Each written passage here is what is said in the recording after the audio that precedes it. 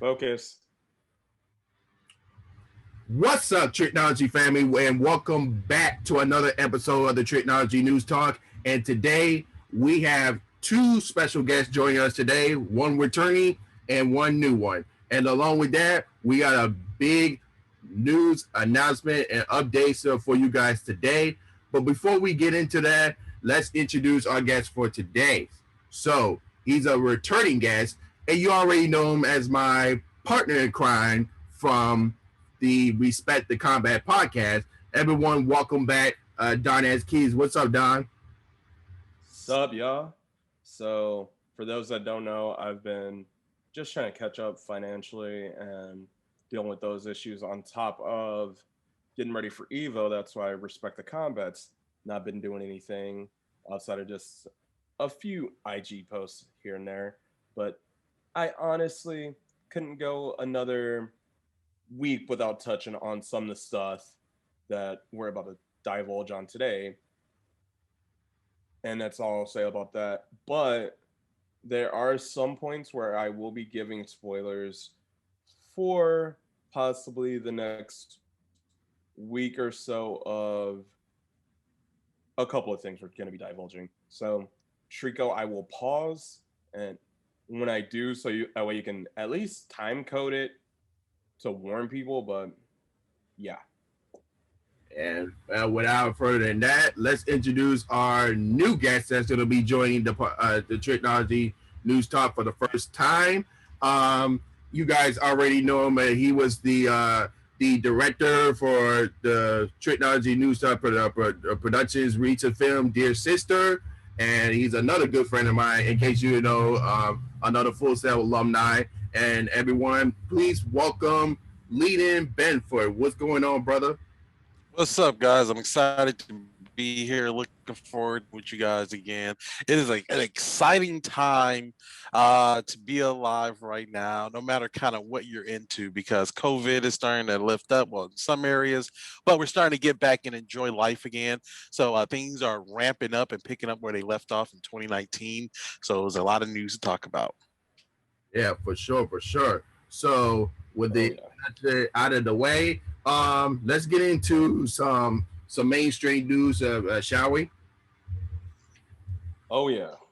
And these are a couple of news that that just I got in today, but we're gonna get into them right away. So as 2K games are slowly to progress, such as NBA 2K22, as you guys then already know that Candace Parker is the official cover athlete for NBA 2K22, the first to have a WNBA player to grace the cover for NBA 2K22. But I think there was another cover edition where you have I think Dirk Luka. And then two other players. Luka versus Dirk was the other one.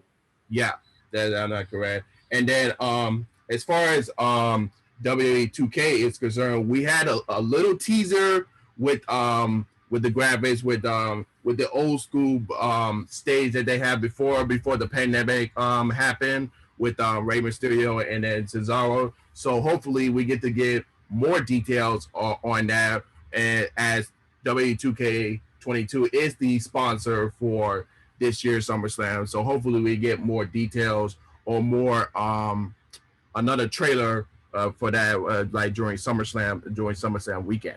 So what are you guys' thoughts on the latest updates for not only NBA but also W2K22? I love the NBA 2K updates. I'm just hoping for this year, for all of 2K's entire branding, this is a must execute year.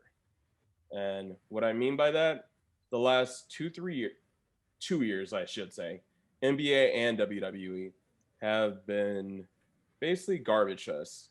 Like, I'm not as big on NBA 2K.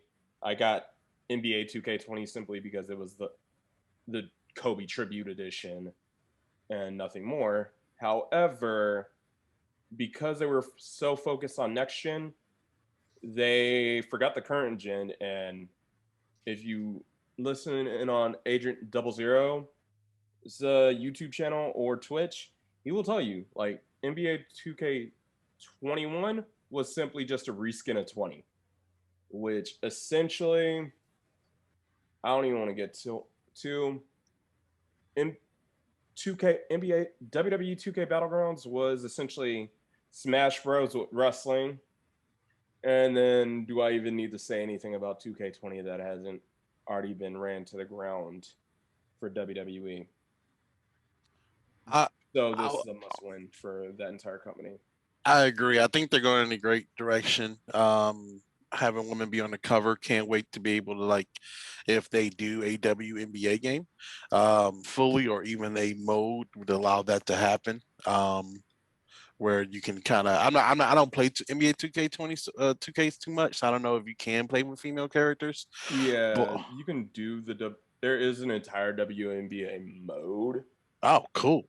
Well, so Yeah, I'm so behind on that. So it's cool to have the women on the cover, man. I think it's just gonna kind of broaden their fan base and also show that they're moving in a right direction when it comes to their NBA series. Now, switching over to their wrestling series, W 2K20 was just, hot garbage. It's even now where I'm in a wrestling game mood and I have that game on my PlayStation and I say, ugh, I just don't want to put it on. I just can't enjoy it. I hope, I'm enjoying a 3-year-old game more than I am 2K20, to be honest. yeah, I still play 2K19. So like if I had to choose between which one to play, I play 2K19. Um, so I'm hoping that 2K22, since they had the extra time and they did kind of take, a hit in the face with 2K20, that this one comes back ready. Now, from what I've seen so far, it don't look like it to me because there's tons of videos out there on YouTube that's showing that all the Rey Mysterio stuff is the same animations from the previous games. So that means they didn't do any new animations. They didn't do anything kind of new here other than like camera angles. So far, I need to see what the gameplay feels like because that's what's most important to me. I can deal with replay interests and things like that because after a while, I just turn interests off and just get right into the match. So I can deal with all of that, but definitely gameplay has to be top notch this year. I kind of agree to the point where I knew, and this is what's irritating me. Two things. What's irritating me so much about that one little crumb that we've gotten from 2K regarding in WWE 2K22. The teaser trailer they showed would have been Cesaro and Rey's attires for WWE 2K21. So stuff they would have probably used last year. That's how outdated it is. And because WWE just updated their stuff again, it was already going to be out of date because they updated the Thunderdome late in the Thunderdome era. So the fact they have early pandemic stuff with a still like the cardboard crowd stuff that they have. I can't even say like actual crowd because that the Thunderdome era, it was all TV screens. They don't even have that in there. So it's this weird, I don't know, and it's gonna feel out of date. And because of the releases, like you could legit do close to 2 Royal Rumbles with all the released talent that WWE has had. Yes, they just gained Joe back on NXT, which we'll get to, and Zelina, which is so confusing. But then again, I'm not in Zelina's pants, and I'm not Malachi Black, so I don't know what that household is. So, yeah. Just to touch on that for a second, I'm so disappointed that she didn't join AEW. I was so looking forward to her joining and even maybe starting up her thing with Andrade again, but making them more We of an will touch up. intergender That will get touched on tag later. team. Yeah. But don't want to jump ahead too much. But man, when I seen her resign with WWE, I was like, I guess but the money's good there, And at the end of the day, these guys are independent contractors. They are like freelancers in a way, and they're gonna go and make that money. So good for her for making that money. I don't know what her ambitious is in wrestling. Yeah, I just think Some like I said, I'm not sell out. like whatever they decide is up to them. Like regardless of if they're happy doing how they want to do it, Right. then I don't care. Like if you just want to wrestle or just want to in it to start your overall career as a public influencer and almost use this as almost a dance team, a cheerleading squad, or something like that. When it comes to pro wrestling and WWE, i.e., something like a lot of people accuse like the Bellator. Don't get me wrong, I like it, but I'm like, okay, not like how I would view it, but how they build their brand outside of the company for when they leave the company is perfect. So I'm not faulting. Like I said, we'll get to all because there were a lot over this last weekend that we got to get to, and I know we're gonna get to at some point. But I know Trico's got a few other mainstream we got to get to. So go ahead, man. Yeah, so we have, like I mentioned, we have some other updates that just came in. So we're going to try to get those out of the way before getting into our original discussion that we have. So these other two updates that just came in that The Rock says that he will not be in Fast and Furious 10 or 11. I don't know if he's still going to do Hobbs and Shaw 2, but with everything that was going on between him, Van Diesel, and Tyrese, even though they squashed the beef that they had, but he just told them in a statement, he said, I wish them well on Fast 9, and I wish them the best of luck on Fast 10 and 11, and the rest of the Fast and Furious movie that they will be doing without me. So what do you, like, I feel that ever since The Rock came in on Fast and Furious 5, he was like literally the best thing about it and one of the key elements that made the Fast and Furious franchise good. So even though he's not going to be in the main series no more, well, it's about to be ending soon. So, but I still like to see another sequel to Hobbs and Shaw. But what are your thoughts on The Rock leaving the Fast and Furious franchise main series? I'll get to that when we touch on SummerSlam. Okay. SummerSlam versus Slammiversary. I think the series is okay where is that without The Rock. I mean, I don't know if you guys seen Fast 9, but when I go see a Fast and Furious movie, I know it's gonna be ridiculous. I know it's gonna be over the top. I know it's gonna defy physics. And it's not kind of what it was when the series first started. But I think where the series is now, it can last these last couple without having that big name The Rock attached to it, along as Van Diesel is attached. Did you guys quick tidbit? Did you guys know in order to get Van Diesel back a part of the Fast Furious series, that I think it was Warner Brothers actually? I can't believe I don't know if it was Warner Brothers or somebody else, but they actually traded him the rights to Riddick. He had got all the rights to the Riddick franchise in order to get back into the like Fast and Furious 2 or 3, that little cameo he did at the end. All he did, he was able to get the rights to a whole movie franchise just to do a cameo in the Fast Furious thing. And that one little cameo elevated the brand back up where now we're on Fast 10 and 11. Quick little fact I learned yesterday. I mean, even though the Reddit series was distributed by by Universal, so I mean that's just a weird news. Weird news to me. Is it Fast and Furious? Are they under Universal? Yeah, and Reddit Okay. was Well, under. that's the company, not Warner Brothers. That's the company. So Universal gave him the rights to Riddick to do a cameo at the end of, I think it was Too Fast, Too Furious. Well, that is a weird news update, but even though as far as the Fast 10 and 11, I feel like that's gonna be a at the end of Fast 10, we're probably gonna see a cliffhanger ending, and then the end all be all with Fast 11. But other than that, that's the news on the Fast with The Rock as far as leaving the Fast and the Furious for franchise.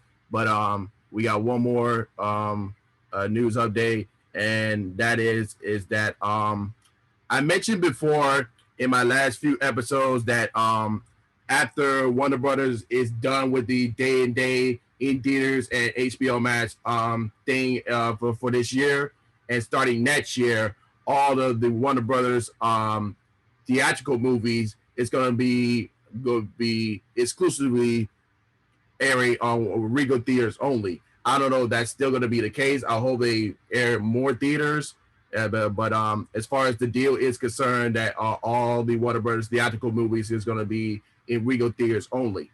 But they put out another news saying that Warner Brothers is going to produce 10 movies that's going to be exclusively for HBO Max in 2022. And here's the statement they put out. As cinemas shift into the new normal, Warner Media CEO Jason Kerr confirmed that today that Warner Brothers will produce around 10 exclusive films for HBO Max starting next year. Warner Brothers will continue to evolve and continue to elevate in ways not only works with consumers and fans, but also works with our business partners, says the sources. But and also we just got the news that that In the Heights star Leslie Grace, which is from Davey here represent, and she's going to be Batgirl in the new what's going to be a new movie for DC, and it's going to be an HBO Max exclusive. So I can't wait to see what she does as Batgirl. Probably going to be Barbara Gomez. So as far as the Batgirl character is concerned, so it's going to be very interesting how she does. But what are your thoughts on what you guys' thought on Warner Brothers making 10 movies, not only exclusive for HBO Max, but as far as the theatrical movies that's going to be at Regal theaters only? I dig it, man. I'm digging them mixing up the movie business a little bit and kind of shaking things up and re-examining the competitive field between all the studios. It kind of makes it feel a little bit more exclusive when you go. They may be saving money. They might be saving money in a way. AMC was trying to be, remember like a couple of years ago where the whole big thing with the subscription, kind of go to the movie, you pay $20 a month, you can go see whatever movie you want and all these things. I feel like that kind of died out, and now it really is about who has the rights to what. You know what I'm saying? So now that every company pretty much has their own streaming service, it really is like, how do I get still people butts in the seat? So them doing that deal with Regal, I think it just shakes up the movie business a little bit. Regal is my preferred choice of movie theater, so that works for me. I like Warner Brothers right now. I mean, I know we got other stuff about Warner Brothers we're gonna talk about later, but I do like that they're trying to become the people that everyone is talking about. They're at the forefront of things right now, as far as like what major moves are being done right now. So yeah, I dig it. I understand why they're doing it. Yeah, For the most part, it's something you can't avoid, but am I a fan of it? No. Because at this point, to say, for instance, I want to see, so I'm not feeling Regal, but I want to go to AMC. Then I'm going to have to get an AMC pass, a Regal pass, an XYZ pass, or whatever have you. And then the streaming service to get it when it's outside the theater. So it's like you have to go get even more subscriptions and monthly. Basically, like this entire world is about to run off monthly subscriptions to whatever you're looking for.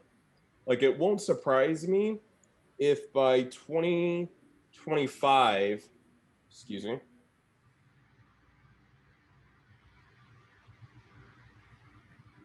well, gotta love the buses or trash dumpster or whatever that was, somebody speeding.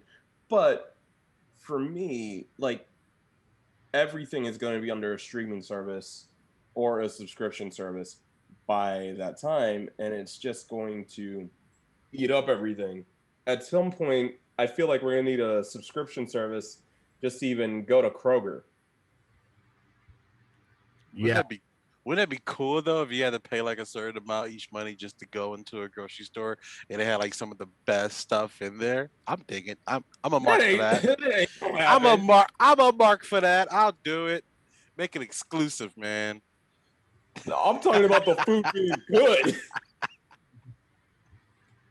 You still gonna get that dollar store quality at some of these stores, even at Walmart, and Nah, paying man. that subscription. If it was like a Whole Foods type of spot, like a Sprouts or a Whole Food type of spot, and you had to pay a monthly subscription just to go in, like a members only grocery store, I'm digging it.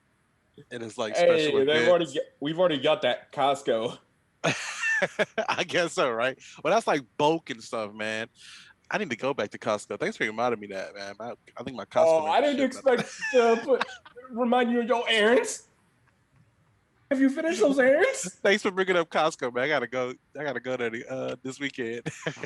Oh my gosh. I need another 3,000 trash bags for $19.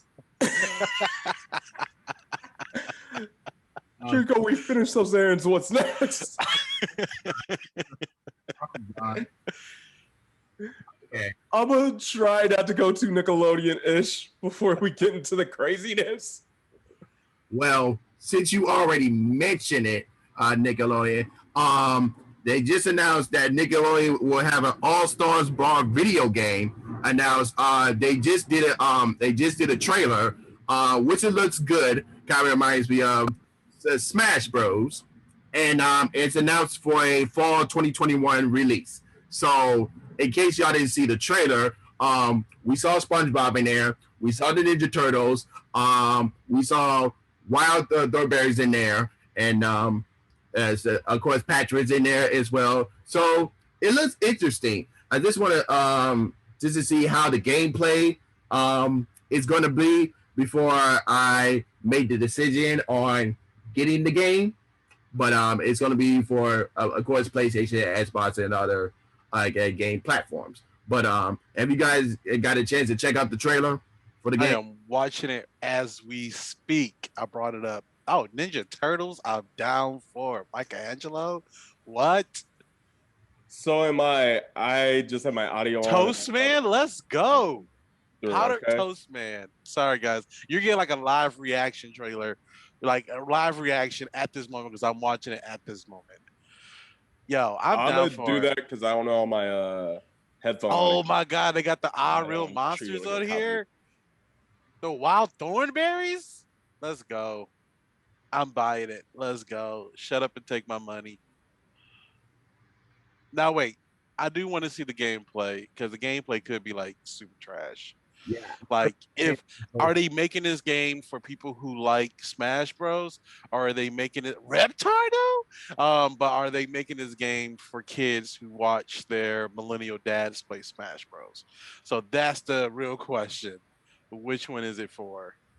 And I'm gonna assume kids, but I mean they got a lot of characters on here that was kind of out before, like like this current generation. Like the fact that they got our real monsters in, like that's my generation. So are they making this for my generation? I think you're muted, Denzel. Yeah, like that's gonna be very, That's on purpose because I know this music ain't DMC. Oh, okay, gotcha. yeah. We don't want to get copyrighted too much, so just try to mute as possible. But like you were saying, yeah, it's gonna be very interesting because I want them to get everything from our generation and also for the generation now to just kind of collaborate and collide as well. So it's gonna, like I said, like I mentioned before, because I want to see the gameplay before I make the decision on buying the game. Right. The trailer so far got me interested, but I want to see how the gameplay is. Is an exact replica of Super Smash Bros? It could be just by the trailer how it is. So yeah, so if it is like a copy and paste Smash Bros. Nickelodeon game, I'm down for it because with those games, you gotta have that aspect where it can be taken more seriously if people put in the time to play and practice it. Well, I'm gonna say this, and this is my fear, because I've already seen a Smash clone that was very, very bad, A couple and of them out there, PlayStation, the All PlayStation Stars, All yeah. Stars, and then the Cartoon Network one. Those two were very, very bad Smash replicas and Smash clones. I put a couple So, hours into that PlayStation All Stars one. I ain't gonna lie. I put a couple I hours mean, into there that were one. It was there some were little. It fun was some good. too. Yeah, it wasn't. I mean, I think it was just like for the appeal of it. Man, you know what would be a great Smash replica game if they took all the characters that was standing around in the new Space Jam movie and like put it in a Smash Brothers game. I'm gonna put it like this: when it comes to any Space Jam movie, do you know how much? And this is why Ready Player One took forever and had to get scaled back. Do you know how much it's going to cost to license every last one of those characters? Right, right. I mean, well, but I mean, it's Warner Yeah, Brothers, the so they cost own of the that to characters. make that game seem astronomical, huh? I mean, they own those characters, so Nickelodeon, yeah, I mean, Warner Brothers even like I mean, all the characters in the Space Jam thing, those are Warner Brother IPs. that would have to be NRS doing that, and the NRS is look at the cute doggy.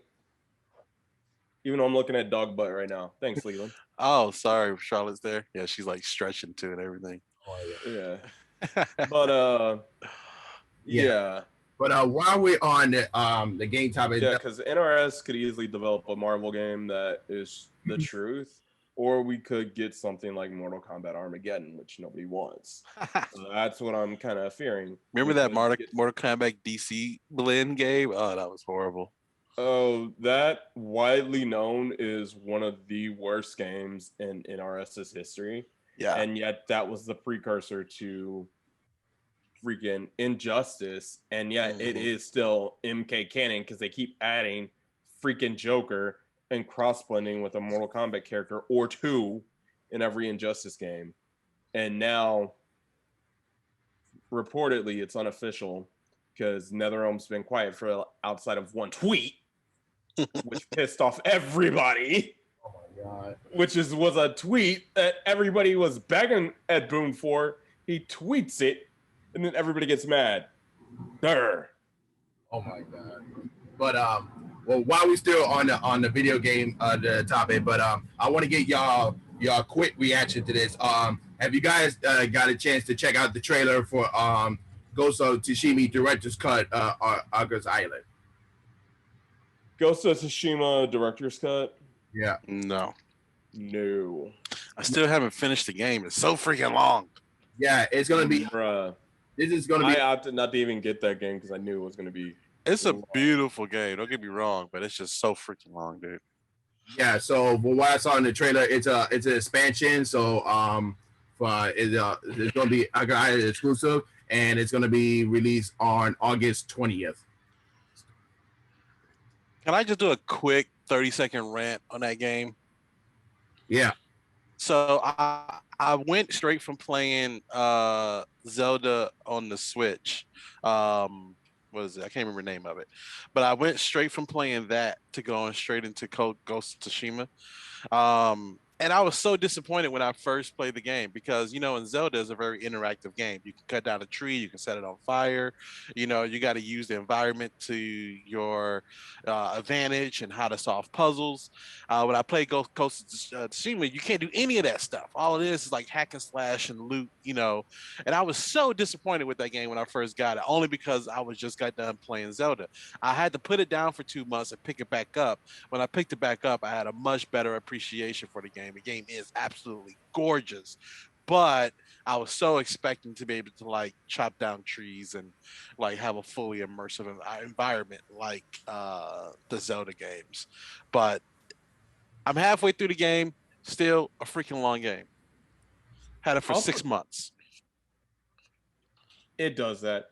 And I'm gonna say this when it comes to all forms of new media, you really can't go into even like if it's the same piece, like Ready Player One the book to Ready Player One the film. You really can't go into one form expecting and with raise your high hopes for the other. They have to almost plateau before like zero out before going into the other. Yeah, that was my mistake.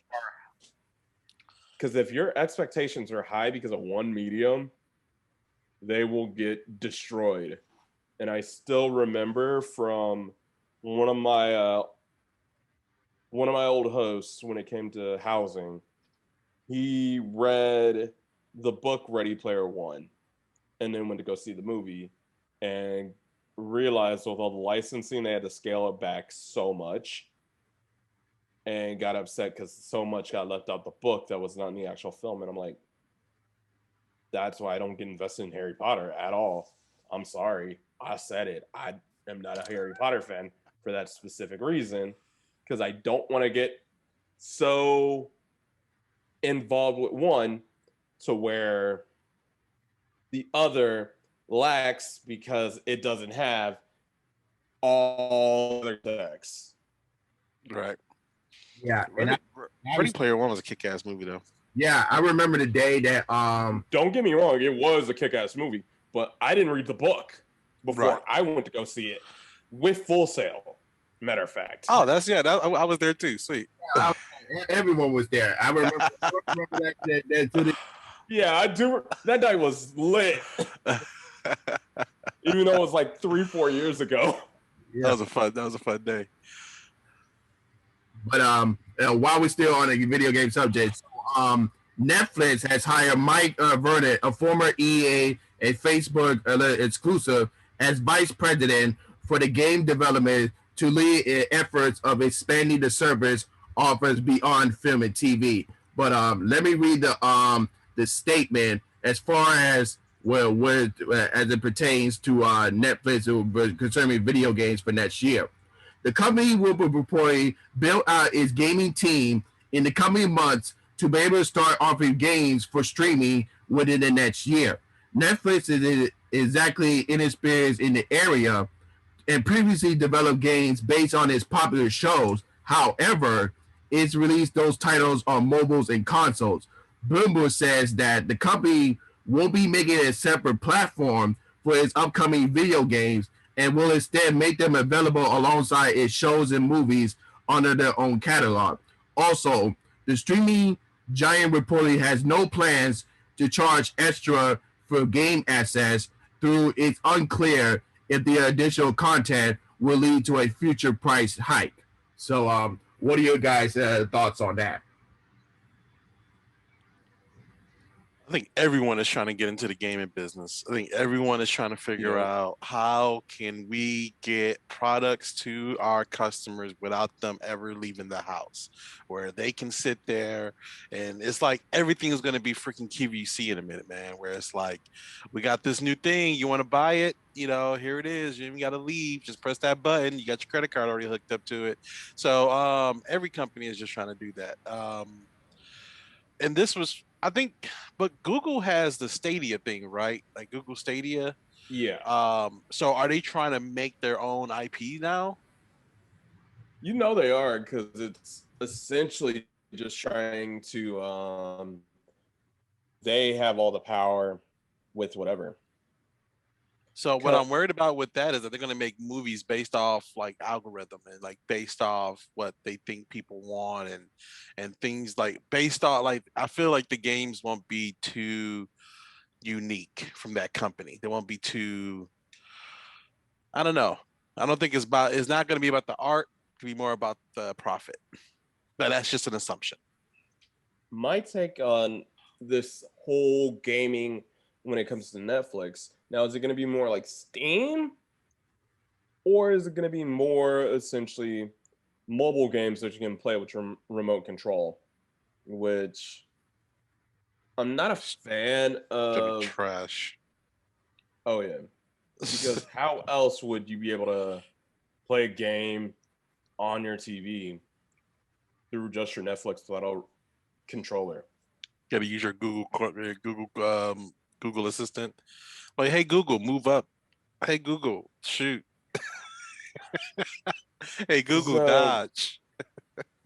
that's why until I actually see gameplay and almost that's like an E3 2022 thing that I physically want to see before I cast judgment or even think about like, yeah, I'm not a fan of this because of X, Y, and Z before I even analyze it. Cause it's like, bruh, I already have my doubts of it because in most games, either you're going to need a keyboard or a controller.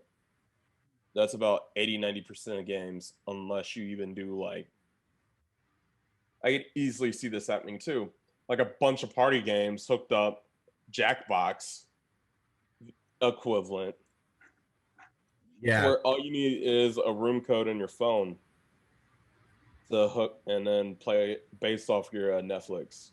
So I feel like Jackbox, even though it's an Apple exclusive product, may get bought out by Netflix because stuff in that domain is like the best way they could maximize it. Right. The worst way is like doing, as I was saying earlier, with, oh my gosh, using your remote. So single player games on Netflix. No. Yeah, we'll just have to wait until they give us like more details. I hope there'll be a part, like you mentioned, like the E3 conference to give us more details and more exclusive gameplay to like certain titles or like specific games. But we'll just have to wait and see because like we still got a couple months within of this year, and they're going to be releasing in 2022. They haven't put out a specific month when it's going to be released, but we just had to wait and see in a couple months what's going to be the new details going forward. But moving on. So for all my Disney World and Universal theme park fans out there, so President Joe Biden has officially been added to the Hall of Presidents attraction at Magic Kingdom at Walt Disney World. Guests will be able to experience this new addition when the attractions reopens in August. Cool. The one in Cali or the one, did you say that one in Cali or the one in Orlando? One in Orlando. I could easily see that because Florida's closer to reopening than Cali. But then also, I'm like, all right, it's just another thing that I know people are going to try and line up for. And how much is that going to be? We'll wait and see. Yeah, definitely. And then as we the summer is closing up soon as we get ready for the fall season and of course like Halloween stuff because we got a new Chucky series coming up soon, and that's the with the original main story for a franchise. It's going to be premiering on October 12th, along with other like shows that's going to be premiering either in September or October. And it's going to be not only on the USA Network, but on the Sci-Fi Network as well. Cool. And then going forward, so this Friday is going to be the start of the opening ceremony for the, or should we say 2020 or 2021 Olympics, wherever you want to mention it. It starts this Friday with the opening ceremony, even though they had some few events going on starting on Wednesday, but like the actual start and opening ceremony will be this Friday. And also, not only will you be able to see certain sport of the Olympics on NBC Sport, and other NBC Universal Channel, but you also be able to see it on Peacock as well. So again, if you guys haven't got Peacock, if Peacock don't crash, we'll get to that in a second. As far as the crashing is concerned, but so Peacock is free. I don't know if they never mention in detail like when they air it live, are you gonna be able to see it on the free tier, or you have to get the premium tier? I'm pretty sure they're gonna be able to see it on the free channel. I really hope so. And so what are you guys thoughts on the Olympics? What you are most excited for?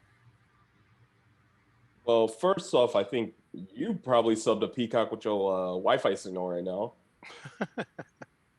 Like I said, And with the Peacock situation, we'll get to that. And then I know a lot of people are still gonna either boycott or really view the Olympics negatively because of the marijuana situation. Yeah, so this is gonna be very interesting. And I don't know if you were about to say this, but there's already been COVID cases confirmed around everybody that's in Tokyo right now. And that's why I was like, would this go on or would it just not happen this year? Because I knew Japan was back under the gun again with COVID cases. Yeah. So to put other countries at risk, and think about it, like some of the girls are essentially very, very young, like teens, the early 20s, and yet they're about to be away from their families for how long's the games? Usually about a month. From the 23rd to August 4th or 6th, I believe. So about 2 weeks, 24th to the 4th. So about 2 weeks. Add at bare minimum, and this is just the quarantine, a month and a half. And that's just with the quarantine. Standard. Like, imagine if one the team members gets it, you're done for two and a half months right there, separated from everything. Just off a team member getting it and you coming in contact with that said teammate. So it was already going to be a risk. And like you said, we'll touch on the Peacock stuff in a minute, but this is very, very interesting and dangerous at the same time. Because, like, yes, you have like 5-6 girls coming back. I don't know what cities they're all in, but they're basically going to be held up in hotels for the longest. So I hope hotels and not being able to come in contact with anyone, not even their own teammates, in between stuff. I don't know how they're even doing like the quarantine in between the days. Like each individual event when they go out there. So it's going to be very interesting how they do this. Did you guys hear about like the whole cardboard bed thing? Like oh my god. I saw that on the news. Like, what the heck is this? It looked like a dome. They were saying they made it so like it can discourage the athletes from like having sex, and that hopefully is going to stop the spread. So like, what the hell? The beds have like a weight limit and they like crush under a certain impact. But a lot of people, it was this one athlete, so like Irish athlete, who like was jumping up and down his bed and said it was fake news, and that's not true. But yeah, that's apparently they have like cardboard beds, but they said the beds are comfortable. They just meant like break if too much action happens on it. But I'm like, these are like top like athletes. I'm pretty sure they can have a lot of sex with no bed nowhere nearby. So like, have you seen some of these flexible people? Like, it's fine, man. There's always a floor. I'm not even gonna get into that. Oh my god, that's just so random. However, the portion I'm going to touch on with them cardboard beds, like they basically body shaming people before they even get out of the room. Like, you can't, if you break your bed, you can't go to. Like, what if you break your bed? Like, what if you break your bed and you wasn't having sex? Well, you know, it's like, that's what I'm saying. Bad bread, or it's straight body shaming because people are getting called fat without even doing anything. I'm like, what the heck? Oh, Oh my gosh. good. And I thought I was not about to get this like confused and heated until we got to later, but geez. And I think based on that, we here at the start of the crazy. Oh my god. But don't worry, it's gonna get even more crazy up in a bit. So I think I said we at the start of the crazy. that's Right what now. I said. It's gonna get even more crazy in a bit. That's what I'm saying. Oh yeah, I saw you tiered it. Yeah, but continue on. So during NXT on Tuesday, they have officially announced that NXT Takeover 36 will be on Sunday, August 22nd of SummerSlam weekend. Even though with SummerSlam and the Manny Pacquiao and Ian Spencer Jr. fight is going to be on the same day on Saturday, August 21st. But WWE That's SummerSlam, not Takeover. no, Takeover is going to be on Sunday, and SummerSlam is going to be on the Saturday. I know you said Pacquiao and Takeover were going to be on the same day. No, that's SummerSlam and Takeover. No, I meant to say SummerSlam and the Pacquiao fight going to be on the same day. And it's supposed to be like a short SummerSlam, I guess. Like they're not because of that. No, not. Oh, I'll get to that in a minute. Not now that you say that, I'm gonna get to that in a second. Not, and I guarantee you, part of it's got to do with the Vegas Athletic Commission. Yeah, technically short. They said they mentioned two things.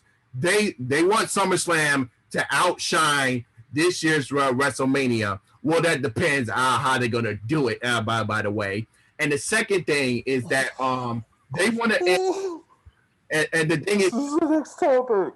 They want to end SummerSlam on time for people to go out and because I don't know when the main event is going to start. And sometimes it starts at 11, 11:30, 12, depends on how the undercard is going to be, how they last. But they want to end it at a perfect time for all the fans to go and view the main event, which is Pacquiao versus Spencer Jr.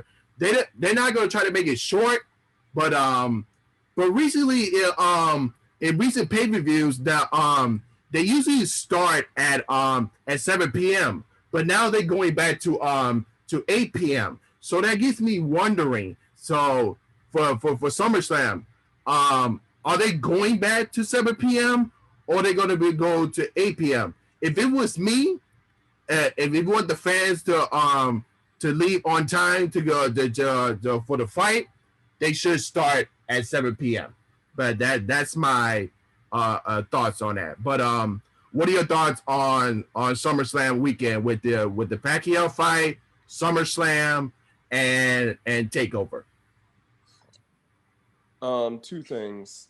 So, yes, the pre-show's at 7, which I honestly would say pre-show, just like a Mania 2019, had the pre-show at 5, start at 5, go to 7, and then do a 3-hour show and stack, unlike Impact, contain everything within that 3 hours. But my take on that is, with that, because Roman Cena, we'll get to both of them, but I'll say them right now. Roman Cena is going to go 30. Goldberg Brock Lashley versus Goldberg is going to go probably 10, 15 minutes. And then Edge versus Seth, that's going to go 30. You just short. Oy vey. I'm going to get riled up early. But do you have room for any other matches on the main card if you're already going to kill like half your show with just 2.5, 3 matches? Cena and Roman's going to go 30 with 17 minutes of that on the of both of them kind of laying on the mat, making it seem like they're tired. Just want to add my little dig in that match, and Roman hasn't really been that tired. It's just been him talking trash. Nah, his new flow of matches remind me of like Randy Orton matches, like that real slow pace, like real slow build to a big finish, and oh yeah, like That The slow BS finish that he's been known for lately. yeah, all his matches lately has been real slow and a real like slow build up to stuff and um yeah, anyways. Yeah, so that's gonna be 30 right there. We know Goldberg and Lashley's gonna go 5 minutes. Oh, I say Goldberg and 10 at most. Lashley. This one pisses. Ugh. Well, Oh, Big E. Trico, we might as well make SummerSlam the next topic. I mean, Raw and Raw, SummerSlam, and Slammiversary the next topic, because that way we can get it all out. I'm just gonna tell you that right Yeah, now. because they don't know how to book a damn thing. I'm so like Oh God. Goldberg and Lashley. For me, like Goldberg just showing up saying, I'm next. And it's like, dude, like you can be utilized so much better than always putting him in the title position. Like I just feel like if Goldberg came back and if it was like some young heel faction that was keeping him from like really getting his best and then like make people want to cheer for Goldberg. You know what I'm saying? Like make people want to cheer for him. Like I don't feel like him just coming back after not being seen for months and just come back and say like, yeah, I'm in the title shot now. What's up? Like, cause first off, I don't know if WWE knows this, but after he just like ruined the Fiend's push when he had the belt, a lot of people didn't care for Goldberg after that. It's like, dude, he just like ruined like one of my favorite characters, like title push, and like I'm supposed to just like care for you now. I'm supposed to be I would on have said your the side. KO one. The KO one. And you know how many matches he's won since he returned against Brock in 2016? How many? I'm gonna let you guess, and Trico, you guess. Just take a guess. You just take a guess. I know the number. You guys Wait, take a guess. what was the question again? How many matches do you think Goldberg's won since 2016? 2016. When he returned against Brock. 8 or 7. Trico? 4. Trico's right. 4. Wow. KO, The Fiend, Brock, and Dolph. He's lost everything else. And yet most of everything else he's done has been with a world title attached to it. That's the point I'm talking about. I get like, annoyed with it. yeah, like why do they think booking Goldberg this way is the best use of him, man? Like, I don't want to go casuals. Yeah, I don't want to go into my typical. This is why AEW does things better, but I do just want to kind of look into the WWE mind frame of it. It's like, okay, we got this 54-year-old guy. He's still in good shape. We got him wrestling 2 matches a year. He put on one of the Tell that worst. to the Undertaker in Saudi Arabia. He's in good shape. I'm about to say, like, I mean, he's in good shape if he's going against someone who can help him. But I mean, shit, Undertaker needed someone to help him. So you got 2 guys in the ring who both need younger guys to put them over. And to help to carry them through the match and bump for them like crazy, and they don't do that.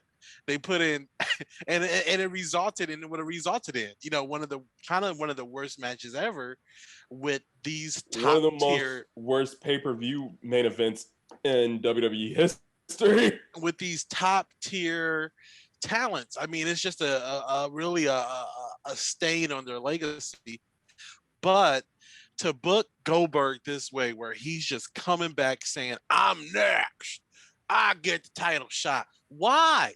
Why do you get a title shot? Why?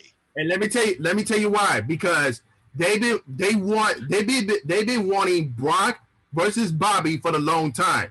And since Brock is not coming back anytime soon, that's up to Vince and Paul Heyman to decide, and Lesnar himself to decide when he wants to come back. Since Brock is not coming back, there you go. Goldberg, that's your challenger.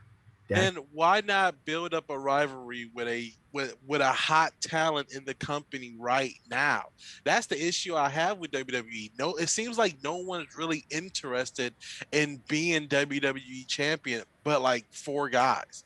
So it's just like, why not build up a new rivalry with someone that's hot in the company and get them going, get this rivalry going? Like I just don't get how they think about they do things just for the big announcement, but they don't really care about like the execution of it and like how it really plays out. It's lazy, man. That's all it is. It's just lazy. It's like we got Goldberg. Let's put him against Lashley. That'll make headline news for the belt. Other than worrying about what's going to happen on Raw each week leading up to this feud, leading up to the blow off. but Okay, so let's so say I'm gonna say this real yeah. quick, Trico. We're gonna get into to order of everything that happened this past week. So let's We gotta just stay on this. I'd rather just touch on Money in the Bank and Raw because while we're still on it, and that way we could just kind of woosah and pounce our cleanses, like use a a balance cleanser in Saturday. We might as well just touch on and finish this whole rant on Monday and Sunday now, or we're gonna reopen a wound in like 10 minutes. all right. I'm doing this to save you. All right. So I'm saying this right now to save you. okay, since you So do your link the Money in the Bank and Raw. okay, since you mentioned that, let's start off with Money in the Bank first. Okay, first off, this wasn't a bad. It wasn't a bad show. Okay, if I'm being perfectly honest, it wasn't a bad show. Okay, I think this was a good Money in the Bank pay per view in years. Not the best, but it was good. Like don't get me wrong on that. The first beginning with the women's Money in the Bank ladder match, I think that was just a drag. And then afterwards, it started to build out to be good. So let's just run down the card as it is. So Nikki SSH. I don't know why they did this because say Nikki Ash or Nikki Cross or what, Nikki SH. whatever. But she won the women's Money in the Bank ladder match.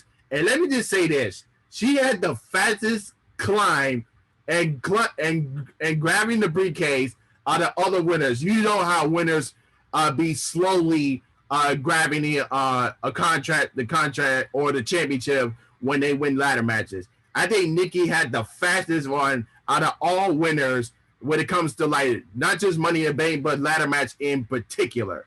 So, but and then as you know, the next night on Raw, cash it in. And let me just say this: the headline, Nikki the superhero defeated the evil android Charlotte to win and cash in and win Money in the Bank. I bet you called her an android. Yeah, evil android. That's your superhero. Like since we're going with the superhero gimmick, yeah, that's right. Superhero Nikki Ash defeated the evil android Charlotte to win the Raw Women's Championship the next night on Raw. So I mean, yes, she's been going with the Disney villain theme for her gear recently, but dang. yeah, give me my royalties. I want my Oh my gosh. Real quick about the women's Money in the Bank match. So I don't watch much WWE TV, but I wanted to tune in for Money in the Bank because Money in the Bank was always one of my favorite pay-per-views. When I watched it, I was just like, how come nobody is fighting outside the ring? It's like they get hit and then they roll out. And if you go back and watch that match, none of the ladies outside the ring are fighting or doing anything. They're all just laying there. So for me, it took me out of the match. I didn't care who won because I felt like nobody was really trying to win in the first place. Everybody was just kind of waiting for their spot and then getting up to do their spot, and then they powder out and go lay back down for another 15, 10 minutes. So when Nikki won, I was like, man, it would have been really nice to see her like try a couple of more times and fail, and like let the crowd kind of build up for her. And I feel like it was just kind of rushed the way they went. Like you said, it was the quickest ever. Somebody ran up and got it. I feel like it was no real story there about getting the crowd to at least want to see her win. I'm happy for Nikki Cross. This Nikki ASH gimmick, I heard was her ideal, and I think she just kind of know what Vince liked because Vince been trying to get a superhero gimmick over again for quite some time. He did it with Pac, he did it with Ricochet. So I'm happy that this superhero gimmick is working for her. I'm not a fan of the gimmick, me personally, or her It's attire. for kids. I get that, and I mean Hurricane was for kids, but he was entertaining as all heck. Hurricane back in the day, we loved that. It was not just for kids; it was just for grown-ups too. Yeah, Not just Hurricane, Mighty Holly, Rosie, Super Stacy Keebler. Those are the superheroes that we grew up with. You get what I'm saying as far as the generation era. right. So I'm gonna say this about that entire thing. The acronym for Rosie was basically. Can we cuss on here? Go ahead. So the acronym for Rosie was basically shit, literally superhero in training, and that was the joke. Oh my god. And then, do you know how you got from the Romeo and Juliet, Hatfield to McCoy storyline of Crash Holly from Molly Holly and Spike Dudley to Mighty Molly Holly? Hurricane himself hypnotized and drugged Molly and told him Spike tried to touch her. And that set up everything. Like the rest of Molly's career was basically set up because Hurricane hypnotized and basically drugged Molly. Like her last two gimmicks and the gimmicks that put her in the Hall of Fame was simply because Hurricane basically drugged her. I think would have been cool to kind of see. I don't know. You tell me, guys. You watch more Raw stuff than me. If was there a build up to Nikki's change, or did it just like Monday she was Nikki ASH? It was so random. Just one random Raw. Just she got not even like inner. Go ahead, Trico. She got the name Nikki after a few, should I say, beat the clock victories over Rhea and Charlotte. It was like 2-minute challenges, like the whole thing. And this is so ironic. Like Charlotte and Rhea's like last hurdle. Like I think, did they do the beat the clocks before Hell in a Cell or after Hell in a Cell? That was during the build up for Hell in a Cell. Okay, so before Hell in a Cell. Yeah. So they basically inserted Nikki Cross as a viable number one contender for the title after both of them couldn't beat Nikki Cross inside 2 minutes. So basically what we will get to when we get on Raw, Nikki Cross basically pulled a Jeff Hardy on both their asses. You mean the new NXT champion, Jeff Hardy? So that means we're getting Joe versus Hardy at TakeOver. Wait. Let's save that for later. Hold on. Okay. So, yeah, it's so weird. Like she just did that. Charlotte and Rhea kept basically denouncing those victories, and saying like, if I had longer time, I would have beat her. If I had longer, I would beat her. And Nikki was just staying positive, staying upbeat, because that was like her first storyline since Alexa basically became Angelica Pickles. Just wanted to throw in real quick. Rhea Ripley has the potential, the look, the charisma to be the top woman in that company, and they won't let it happen. I feel like they're not. I think they're going to keep putting a ceiling on her, so she won't become a megastar. But I feel like she has everything to be like the equivalent to a John Cena in that company if they do it right. Well, that ceiling is 4 horsewomen, yet only one of them's active right now. Yeah, they're gonna keep capping her, and I hope she sees that. They're not gonna, and maybe when different management comes along, but until different management comes along, they're gonna keep capping her the way they're doing, and it's sad to see because she is such a tremendous talent. Oh yeah, she's got the potential to be a monster, but yeah, she is capped. And of course, like let me divulge like the last 5-10 minutes of that Money in the Bank, since we're only talking Money in the Bank right now. We could hop into the Well, yeah, let me go into the rest of the card. I skipped. Yeah. I just want to knock this out real quick because the end of the match was kind of stupid. Like, as soon as I thought it was going to be some hocus pocus stuff, and Alexa was just going to Oh Jesus, pull I up Five forgot about Nights. that. He pulled it. Yeah. I thought there was about to be some Five Nights stuff going on the second they quote unquote trapped her under like 10 ladders, and then the 6 of them ran up. All the 6 of them were on top of those ladders. I thought we were gonna get some Fiend stuff, randomly Alexa, and then she unhooks the briefcase. She almost did that with Selena in the match, and then no, I thought it was gonna be with all 6 after they trapped her under the ladder.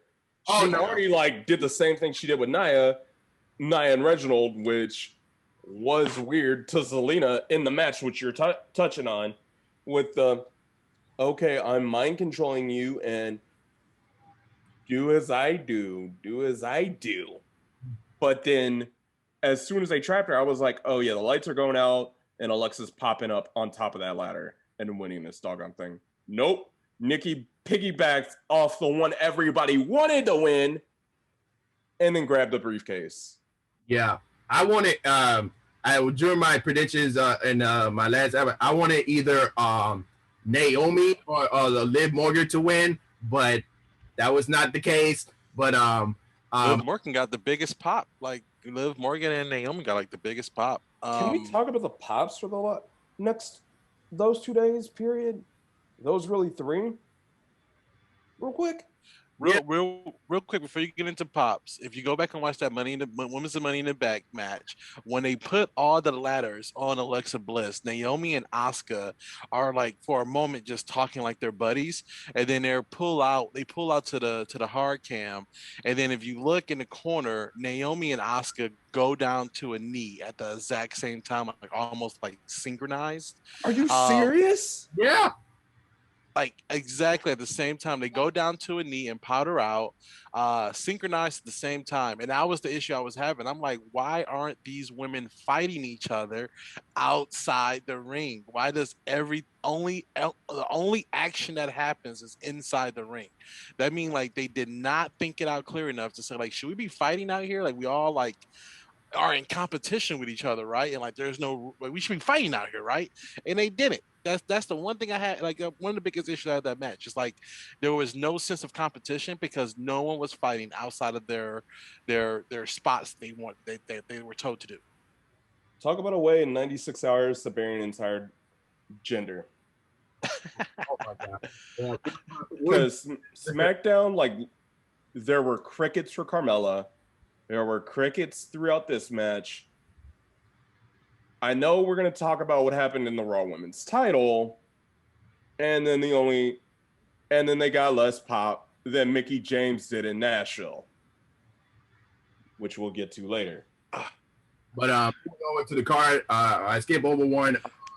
The Usos defeated Dominic and Rey Mysterio to win the SmackDown Tag Team Championships. Now, even though Jimmy did get in trouble with DUI once again, but I feel that with them winning the titles, it just leads to a setup towards Roman Reigns versus the Rock. I don't know how they're going to play it. It's going to be a one-on-one match or a tag team match with separate Usos being one of their corners. I don't know how that's going to be planned out as far as it's concerned, but yeah, I feel that as long as you're in a wrestling family, then you cannot get in trouble. But I I just wish that with the whole DUI, that I wish they just take Jimmy into rehab. I know it's a personal thing. It's a lot of people go through alcoholism troubles. Like some of them have their problems, but well, we gotta understand. But It's interesting to have Jimmy be the baby face of that group, but that he's out in the real world doing hill things.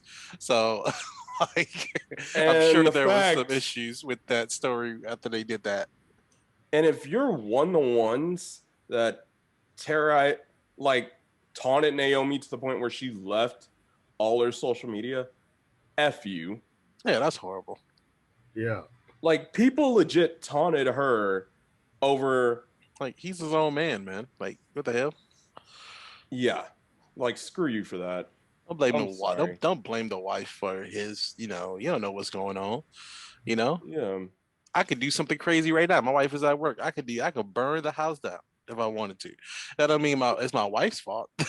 Like, you know what I mean? Yeah, Like, I'm my because own one, man. you the one with the matches. Right. I'm the one who made that decision and choice. So why would people like go off my wife like that? That's crazy. Yeah. but I feel like winning the titles, yeah, I had to keep the storyline strong as far as the bloodline is concerned. Because like before the Hurt Business was completely disbanded, I don't know Oh my God. why they did that. Let's not go there Mm. because they're about to kill that even more. One of the best factions WWE has had in the last, I don't know, whenever. Since three man band. Do not compare the Hurt Business to 3MP. I'm just saying. Yeah. Okay. No, I mean, post 3MP, all of them have been successful. What outside other of Heath, faction? What but other faction still. in the last 10 years is as popular as 3MB? Oh heck no! Popularity? Tell me. Come on. Off the top of your head. 3MP got popular after they disbanded. 3MB was the hottest ticket in the game. Um, I think you might have just got banned for that, man. Because Trico's about to die. but if you can name me another faction that was like that can pop into your head in a WWE faction in the last 10 years that is not as popular as 3MB as 3MB was, then that's NXT. That's NXT. Ugh. I mean, main roster factions. Exactly. The Hurt Business was the most popular faction since Three Man Band, and they totally disbanded it. Because Vince hates tag teams. What do you think he's going to do with a faction? But if the faction is working, I mean, come on now, like factions work. I mean, look at DX. When there's that new story out that Kevin Nash didn't want to come back and do the whole NWO thing. That Shane McMahon actually announced the NWO thing before he had even agreed to it. So factions can work. So the thing is, the Hurt Business would have worked, but now look at Shelton Benjamin, now look at Cedric Alexander, and now look at Bobby Lashley. I mean, Bobby Lashley standing Bobby Lashley standing with those other guys in the Hurt Business while Goldberg come out there. Now it would look like Goldberg has a real hurdle to climb, and they could have had matches with Shelton Benjamin and Cedric with Goldberg, and made it a little bit more interesting. So WWE is just a horrible wrestling company, guys. That's all I gotta say. It's just so hard to like even talk about them sometimes because they just do everything so ass backwards and lazy. They're just a lazy wrestling company. I don't know Oh what to say. my gosh. Ugh. And don't get me started. And I know we're going to touch on it, but Reginald no sold a Simone headbutt just to beat the 24/7 losers, which included Cedric Alexander. Now that we're on that topic of the destruction of the Hurt Business. And where the freak is Sheldon?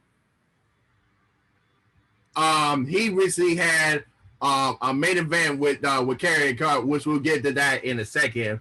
But as far as like the factions, I think Hey, could have had a main event match with Veer and Shanky. Yeah. But as far as factions is concerned, the bloodline is the greatest thing right now. They're not gonna get rid of them because they're part of the Warrior family. That they're not gonna get rid of that anytime soon until like it's still going to be. I wouldn't say disband the Usos. I think it's going to be more of a family dispute when The Rock comes in because they're trying to bring The Rock back for this year's Survivor Series. Would count as a like 20 or 25 anniversary since The Rock debut at Survivor Series. If I'm not mistaken. So they try to bring him back for Survivor Series this year, will be in Brooklyn, and then set up for Roman Reigns versus The Rock at WrestleMania. So that's the whole storyline is concerned. Kudos to the Usos being 7-time tag team champions. But moving on to another tag team match, AJ and Omos retained the titles against the Viking Raiders. No surprise there. So the only tag team that I see taking the titles of AJ and Omos is RK Bro, Matt Riddle, and so have them win the titles at SummerSlam and let them all hold it for a couple months or so, and then have Randy Orton turn on Matt Riddle at some point, and then they can get like a high pro match at WrestleMania at some point. So Riddle's already whooped Randy's what all over the place. That's how this whole RK Bro thing started. I want to say something, but I've already lost to him in a match, so it's whatever. And that's just sad to even say. There are no legit tag teams on Raw right now. You could say New Day, but New Day is going after Singles Glory. And we'll go after it. Speaking of sad, how sad is it that the Viking Raiders, one of the hottest tag teams in the Indies and in NXT, gets New Japan as well. Yeah, in New Japan, they get no pop now, and no one's doing the roof with them anymore. I mean, just dead silence. One of the most talented tag teams out there right now are wasting probably some of the best years of their life in this company. But also, when the Viking experience came out, I was telling myself oh man, okay, they've been off TV for a little bit. I haven't seen them in a while. This is a great chance to get reconnected with them as a tag team. And then they play all the crap they did during the pandemic era with the Street Profits. And I was like, why are you reminding us of this? Don't remind me of this crap. Don't remind me of this gimmicky crap. Just let me see them fight, because that's when they are the best. They're such good in-ring performers. And the moment they played that playback thing, that throwback, I'm like, you guys want us to see this again? Did you not know that this was trash and everyone was trashing us when y'all was doing this? Why are you reminding us of this gimmicky crap? So, RIP. What they should have done, and I think you'll agree with me, even though they don't want to acknowledge what we'll get to with Jeff Hardy, but they should have played all their NXT content, because that was so insane. They have the footage. Exactly. They could easily acknowledge NXT, but they choose to say, no, we only choose to acknowledge Roman, Goldberg, and Cena. And this is why, the loudest pops they got for that entire 96 hours, was No More Words, freaking Goldberg, which I don't know how, and and yet you get maybe Liv and Naomi, but Naomi's they tried so hard. And the women's Money in the Bank, to get back somewhat on topic with the pay-per-view, the women's Money in the Bank match was essentially just dead silent.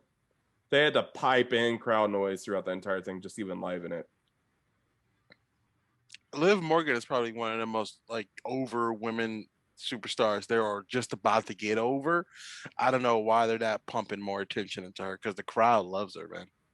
Loves her, loves Naomi, for those that aren't being jackasses, but both of them got made to look stupid on Sunday. Honestly, I would love to see some new matchups, man, in WWE women's division and WWE in general. I mean, just the rematch rate with these guys, and the 50-50 booking is like 1 week I win, 1 week there's a con out, 1 week there's a disqualification. They just cycle the way people win. And not to go off on my tangent, this is why AEW is better, but that is one of the things I do enjoy about watching AEW. I will get a 3 count at the end. I will get a finish, a legit finish. And it just makes it seem like competition matters more over on that brand than it does in the WWE brand, where it seems like winning and losing is just don't matter at all. Real quick, essentially WWE to me right now is like I grew up reading Marvel comic books, and Marvel has set the rules for the universe, and even in the cinematic universe, they set the rules for that universe. And I remember when WWE took away the automatic rematch stipulation clause for champions, and they started to change all these things. But essentially, for me, they just changed all the rules of the universe, and now nothing really kind of makes sense to me as a viewer, because they just changed everything so much. So I would love to see some new what's called name, some new matchups. Well, I'll tell you this. Fightful, I don't know if you remember, I think it was like about a month ago, Sean Ross like had somebody like look up one of the most intriguing stats I think that was out there. Like rematches throughout the mainstream wrestling right now. So AEW, WWE, New Japan, Impact, and all that. And all the brands, including NXT. Main roster, WWE has 5 times as many rematches as AEW. Yeah, it's ridiculous, dude. It's like they just cycle the same 8 people over and over and over again. It's like their main stars is also their jobbers. So it's like at any time, like what Jeff Hardy was just on the jobber list for a long time, and then he come back and beat the NXT champion. Like, how does that make sense to anybody? How does that make sense to anybody watching that program? And I argued with some WWE fans on this like group that I'm in, and I'm like, and they was making up storylines, and I'm like, no, the product did not say any of that. You're trying to make up for this company, but it's just I A don't know. dude that was undefeated on another brand for a year and a half, and he just murdered Regal 2 days ago. But how are we supposed to take that seriously? And an NXT title match, which first spoiler one, Trico, can I say it? Go ahead. Okay, so NXT TV tapings for the next 2 weeks already came out, and we kind of saw this one coming. It's supposed to be, so Joe resigns as GM next week because they recorded the next 2 weeks going to TakeOver, and the decision was made: Joe versus Cross to TakeOver for the NXT title. Yes, I mean, the only way I'm going to get excited for that match is because that's like Joe's first match in 2 years. That's the only reason. Right. Because how am I supposed to get excited for an NXT title match when main roster told me NXT doesn't matter? And 2, like carrying across, any threat he says goes on deaf ears because it's like, you get in that ring, you losing in 2 minutes. God, I wish he was back in Nashville with Impact. Because, I mean, he took the same man that was putting people on the IR with cinder blocks and was a definite, like, dark cloud and dark presence by himself. Not even with Scarlett, but by himself. And almost as the Grim Reaper of Impact Wrestling is not the Grim Reaper of WWE anymore. And now it's just like, okay, I win the 2K20 and just picked generic number 2 for their entrance. It's so bad. Yeah. But all right, we'll get to that more. Back to Money in the Bank. I know. Yeah. And which match were we on? Was it Yeah, we'll definitely get into that in a few moments. But Bobby Lashley defeated Kofi Kingston in a squash. But as we already know, As much as I want to see Kofi make it too, but that's not gonna happen anytime soon. Okay, and So I want to ask this question. Who had the worst demolish? Who had the worst demolish? Kofi Kingston with Bobby Lashley, or John Cena with Brock Lesnar at SummerSlam in 2014? Who had the worst? that is Kofi. At least Cena was still up in the card. Yeah. Like before and after the match, at least Cena was still up in the card. Kofi just got back up there because they had no challengers. They had no challengers for the summer. But it's like we all know Kofi is tag team farter. Like legit, New Day's probably going to beat the Dudleys like overall tag team record at this point because freaking Vince has no other tag teams outside of let me take that back. No other tag teams that don't have legal trouble that he can throw back to at any given time. That's what I'm saying. Like they use their stars as their jobbers. You know what I'm saying? Like at any time, your favorite star can just job out for like months and months at a time, and then they'll let them win a couple of times and then job back out. It's just they need more young talent and more fresh talent in there. Like they don't. I don't get like how they can have such a great roster, but make everyone look equally like crap. I mean, just to jump in the future for Money in the Bank, Keith Lee, hometown, re-debut, and Return after 7 months, and then Good to see Keith Lee still alive. Hurt Lock pass out. I'm like, come on. I mean, bro. like you use him just as an introduction to Goldberg. Like, why Him waste and that? Kofi. Why? Him, Kofi, and Woods all for Goldberg. Like this last month Oh my has god! been building just for I'm next. I'm a 54-year-old man, and I'm next. I'm gonna make a prediction right now.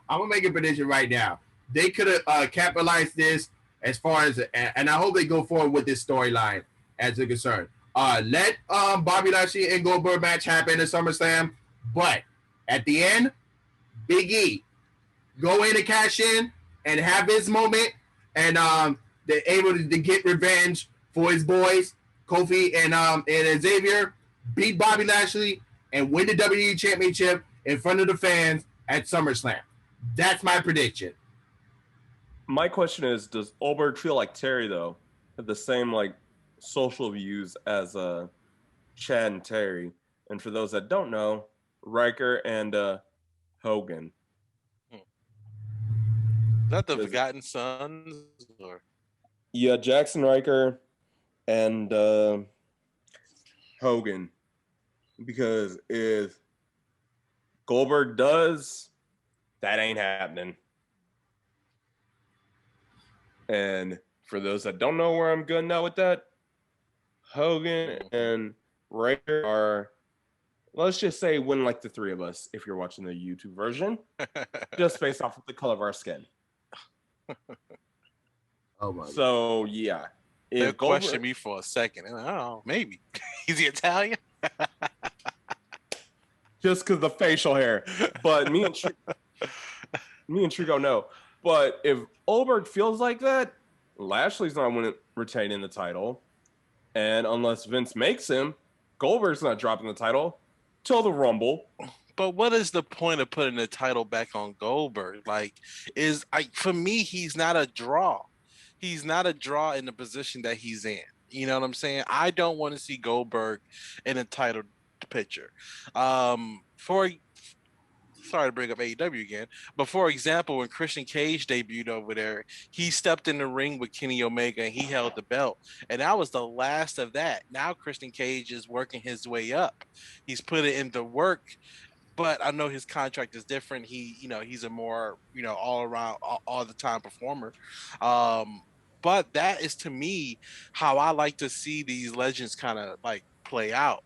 Like for him just to come back after so many months gone and say, put me in the belt.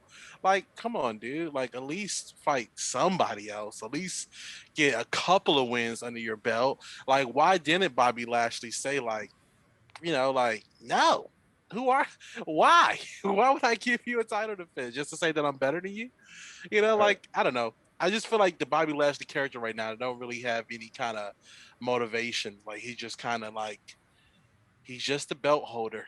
You know what I'm saying? Like he just holds the belt. That's it. Legit? I mean, you mean Bobby Ashley? Bobby Lashley and Bobby Ashley, one of them. We're not gonna get into that. That was just completely stupid on their part, hiring a writer who knows nothing about. But this not they're not the first writer who does that. If you go, She's just the one that got caught because she read her mouth. Right. I used to look up WWE hiring positions, and for their writers, it really is. Do you have reality TV show experience? Do you have writing experience? It has nothing in there about are you do need to need to know about our product, need to know about this or whatever the heck. Maybe they're trying to avoid Vince Russo types who are like wrestling fans and can also write and can also do that coming in. So they are looking for people. But why would you want someone in there who has no experience with your product or don't even understand the world of wrestling? Like I don't get that. I don't get that part at all either. Like I understand hiring a talented writer because they're talented and you can teach them the product, but if you don't have anyone in there that knows about it, like all your new people you're hiring don't know anything about the product. I mean, that's why the product is the way it is right now.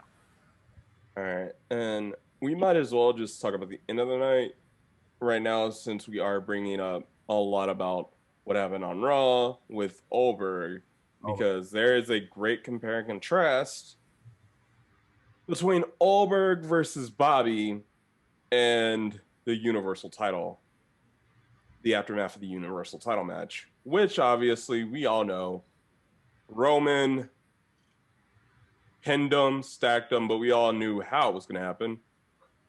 His old Shield buddy threw another hissy fit and cost Edge the match. And then what do you hear? Cena's back, and Roman Reigns is an asshole.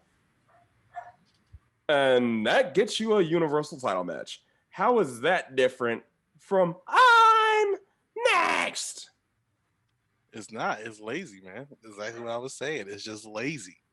And literally, Cena's not even had a match since The Fiend basically. They didn't even reanimate him or anything. They just played his music because Roman ran in his mouth. Because the last time we saw Cena, he basically got faded into oblivion into the Firefly Funhouse. So real quick, how I would have booked it, I would have booked it as Cena is coming back just to like be a host or something like that. And then from Roman Reigns not beginning that beat him all those times or whatever, can't let it go now that he's around. But make it seem like Cena doesn't even want to wrestle. Make it seem like Cena doesn't even want to be a part of it. He's just here to be an ambassador for the WWE. That's how I would have probably booked it. And that's just the first thought that came in my mind. But I would at least play that out for at least 2 to 3 weeks.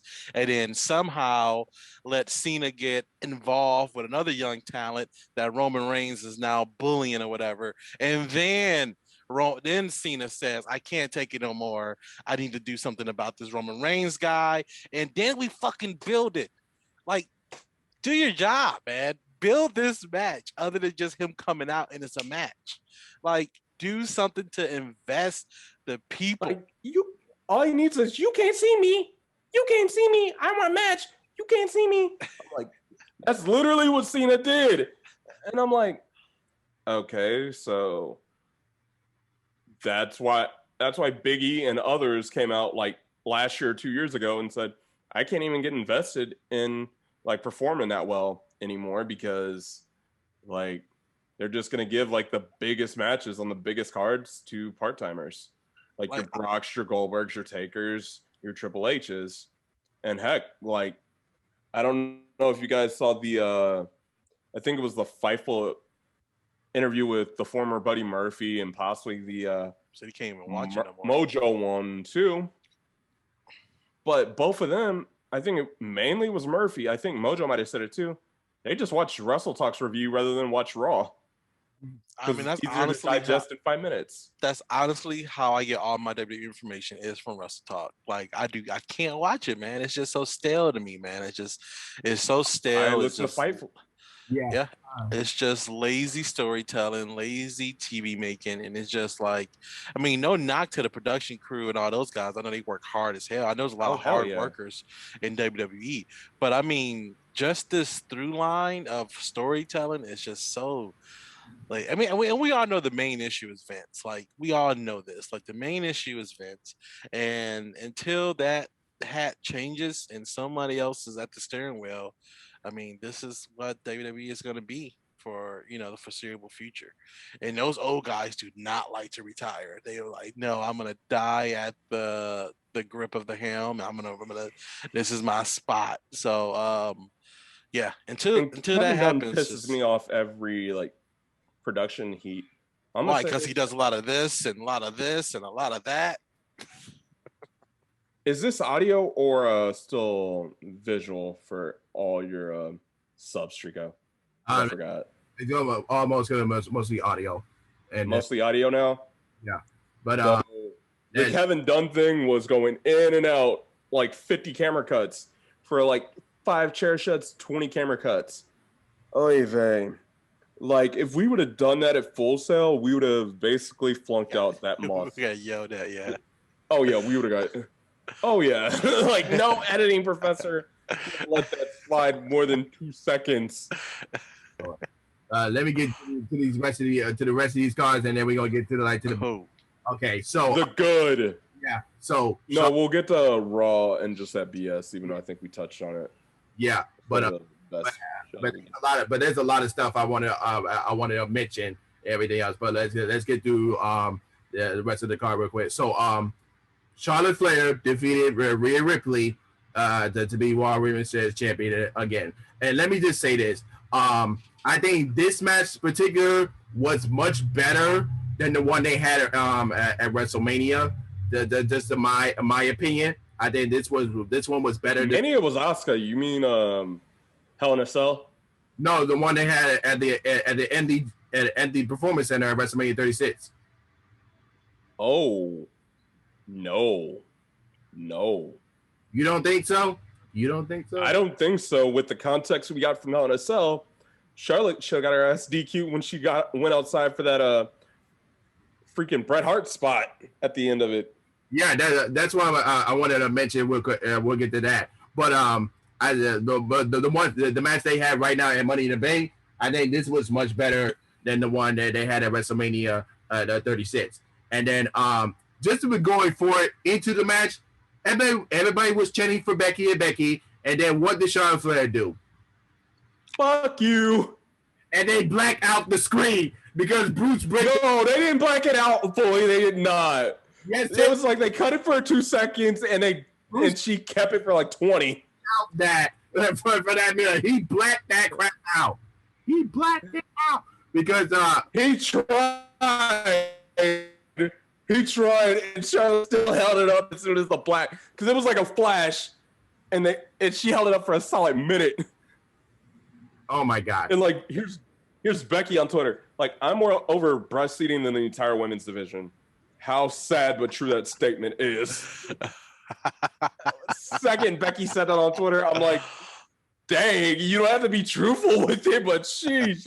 Because she is true. Because and I feel that when she returns, she's not gonna return to Raw. No, she's not. She's gonna return to SmackDown. There's a certain Messiah that got her pregnant on SmackDown. Yeah, because that's why Naomi moved over. They're trying to keep couples together. That's why they put Naomi on SmackDown. Yeah, especially with them going back and the fact they just fired her tag partner. Yeah, with them going back on the road and everything else. But it's speaking of the DQ, I'm glad you mentioned that. So let me get this straight. Rhea Ripley get DQ by flipping the table over Charlotte, but Charlotte did not get DQ during the Bret Hart spot with the steel stairs. How is that? That makes no sense. But for those that don't know what Bret Hart is, the Bret Hart spot is, he was known for ring post figure 4. Charlotte did a ring post figure 4. with Rhea's legs trapped in between the steel steps, and then just started, yeah, but with the foot. I'm like, come on, like that is a DQ. Yeah, how did she not get DQ off of that? And then Rhea really get DQ for flipping the table over at Hell in a Cell. That makes no sense. Don't ask no questions. Oh my god! And then the next night on Raw. So let me get this straight. Charlotte says, "I am now an 11-time women's champion." So let me get this straight. So you're not gonna count the NXT titles that she won. She's clearly a 14-time women's champion by now. And to go next night say, "Oh, now I'm an 11-time women's champion." So does that? Not even 11. She should be technically a 12-time world champion with her math. I don't get it at all. It's like, that was the first. That was one of 3 disses to NXT that night. Yeah, that was one of 3. I don't get it. And the only reason they haven't buried Shotzi and Tegan yet, well, we got to build to somebody for these tag belts. We might as well build to these 2. They look new. And then, of course, like, right after Charlotte and Rhea a match again, which no one wanted to like to see, but after the match, beat down Charlotte, and then it's a bird, it's a plane, it's Butterfly Nikki Ann coming in and save the day. And it's almost a superhero, and I'm like, and beat the evil Android Charlotte to become the Raw Women's champion. So I've been hearing so much, and want to touch on this whole sequence because Rhea was in full Riptide like motion when Nikki's music hit, so they were rushing through this. Like Nikki's music hit, and Rhea was still hitting Charlotte with the Riptide, and had to chuck her in the ring. As Nikki had to slow down because Rhea still had to hit the Riptide and chuck her in the ring to do it. And I'm like, bro, y'all couldn't pace that out better? Like, what ran over? Oh my god, bro!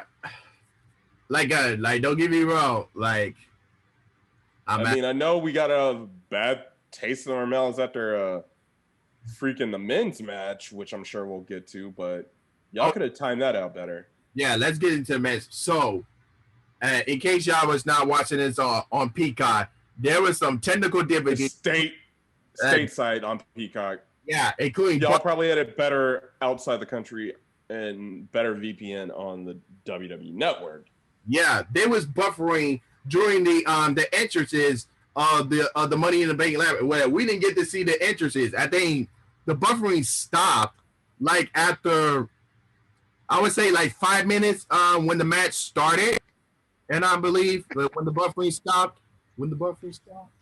I'll just put it like this: like the entire site like crashed, and so I had to resort to other sites to pull up that match, and it was already ahead by the time Peacock tried to catch up.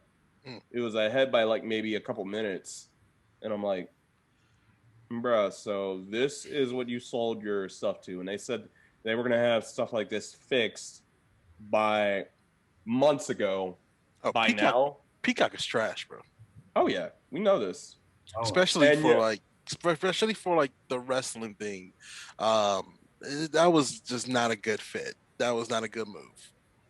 And yet they're about to play the entire all the Olympics on there.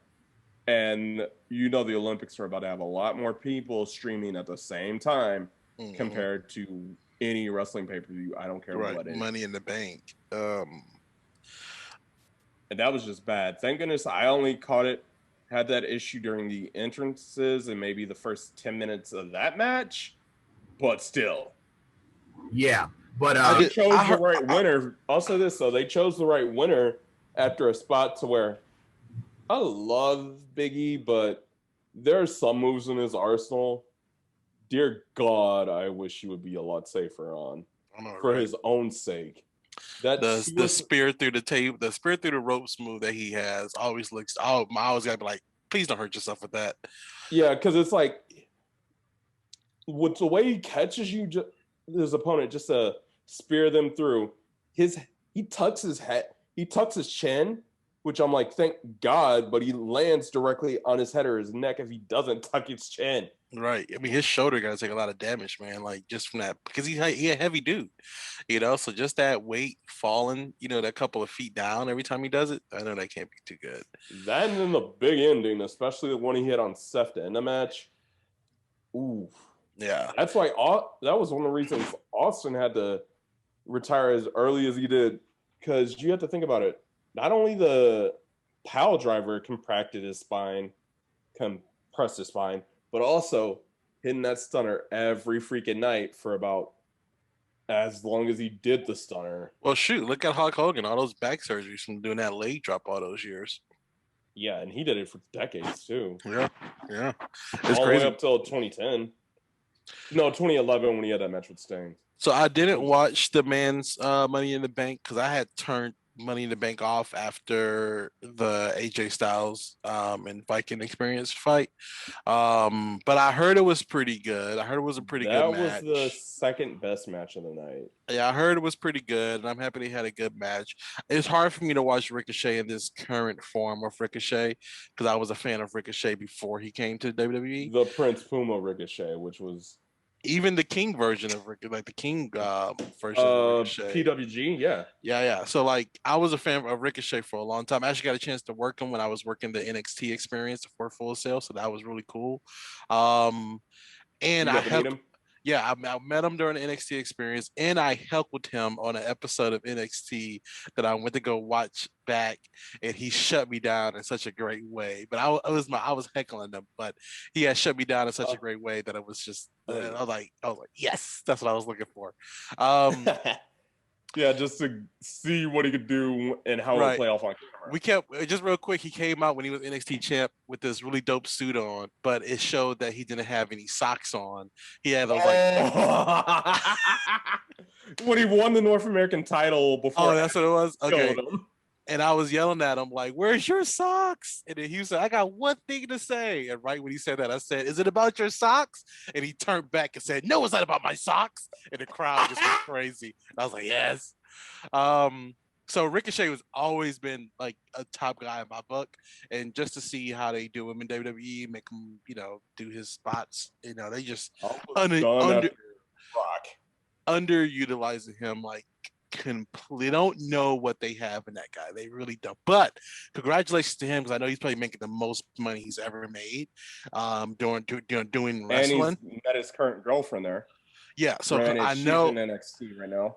Right, I know that he's probably happy with his bank account right now and everything. He still has a lot left in the tank. I mean, he's only 33, so he still has a crap load left. That is young when I think of how long he's been doing this.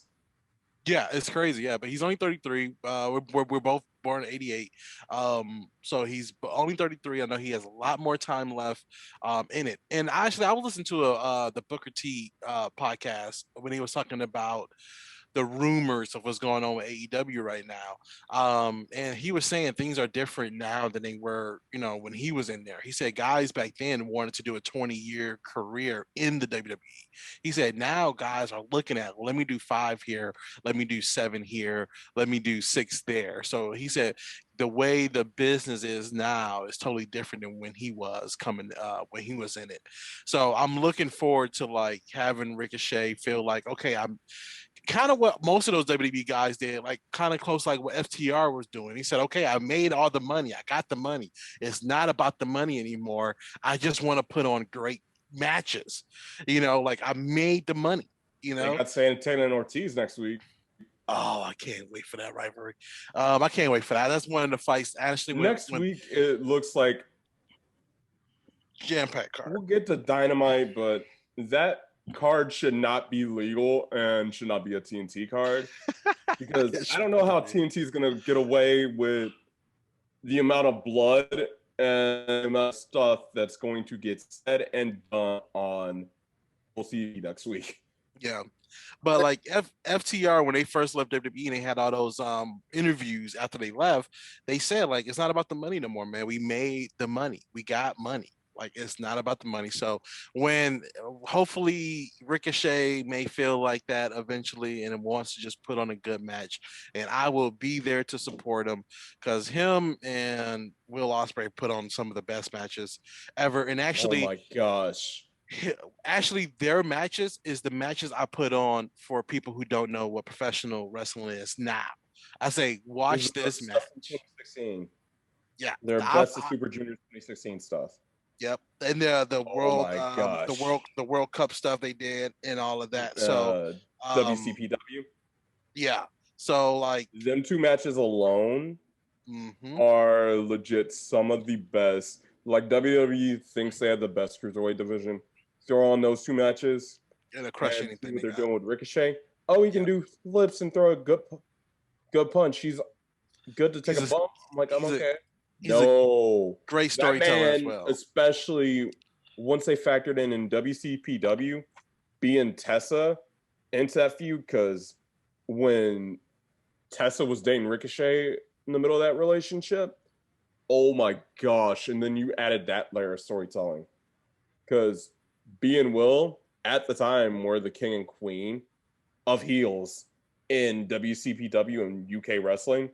And then you have Will's biggest rival and his girlfriend to try and knock Ricochet, Will, and B off their throne, while B was still parading with the throne over the now Tegan Knox, but next to Newell. And she's always been in, and I hate to say it, I love next to Newell Tegan Knox since her days in freaking Progress and WCPW, but she is injury prone, man. I'm sorry. Yeah, some people are like that in this business. Um, but yeah, to But go just to go back, I heard they had a good Money in the Bank match. It's hard for me to watch Ricochet now, but what Look at about some of Dynamite? we're not done with Money in the Bank yet. but Ricochet had the great Money in the Bank performance since the inaugural North American Championship ladder match that they had at Takeover New Orleans, which Attico won. And then there was a lot of spots in the match, including with Tom Morris with the drip spray. Oh my gosh! And then Kevin Owens with the stunner, but they end up taking a nasty power by Drew the ladder and everything else. And then with the whole Drew got abducted. yeah, and that set up definitely set up a SummerSlam match with Drew McIntyre and Jinder Mahal about that. And then lastly, Biggie and then the big ending on Seth Rollins on top of the ladder, Halfway up a ladder.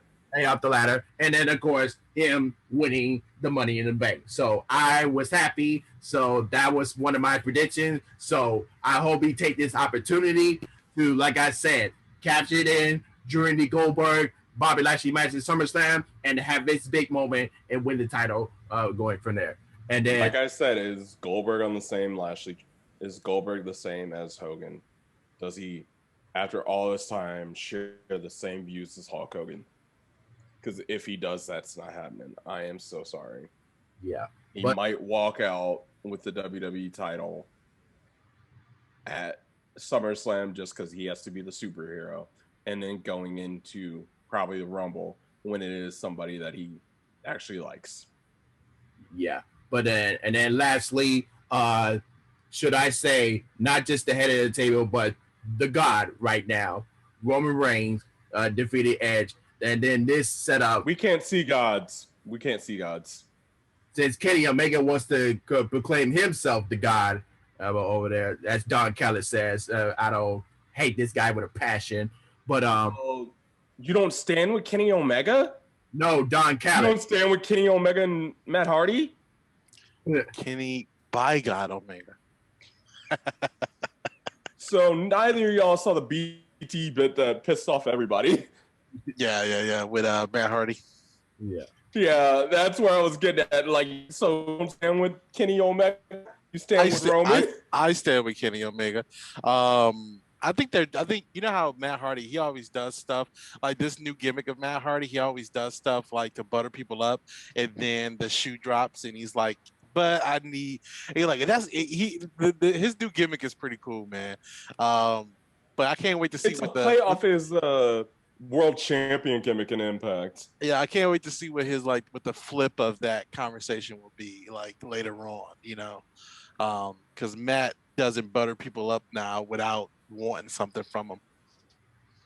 Oh my gosh. Which was essentially his iconic Matt Yeah, Hardy gimmick in Impact. yeah, yeah.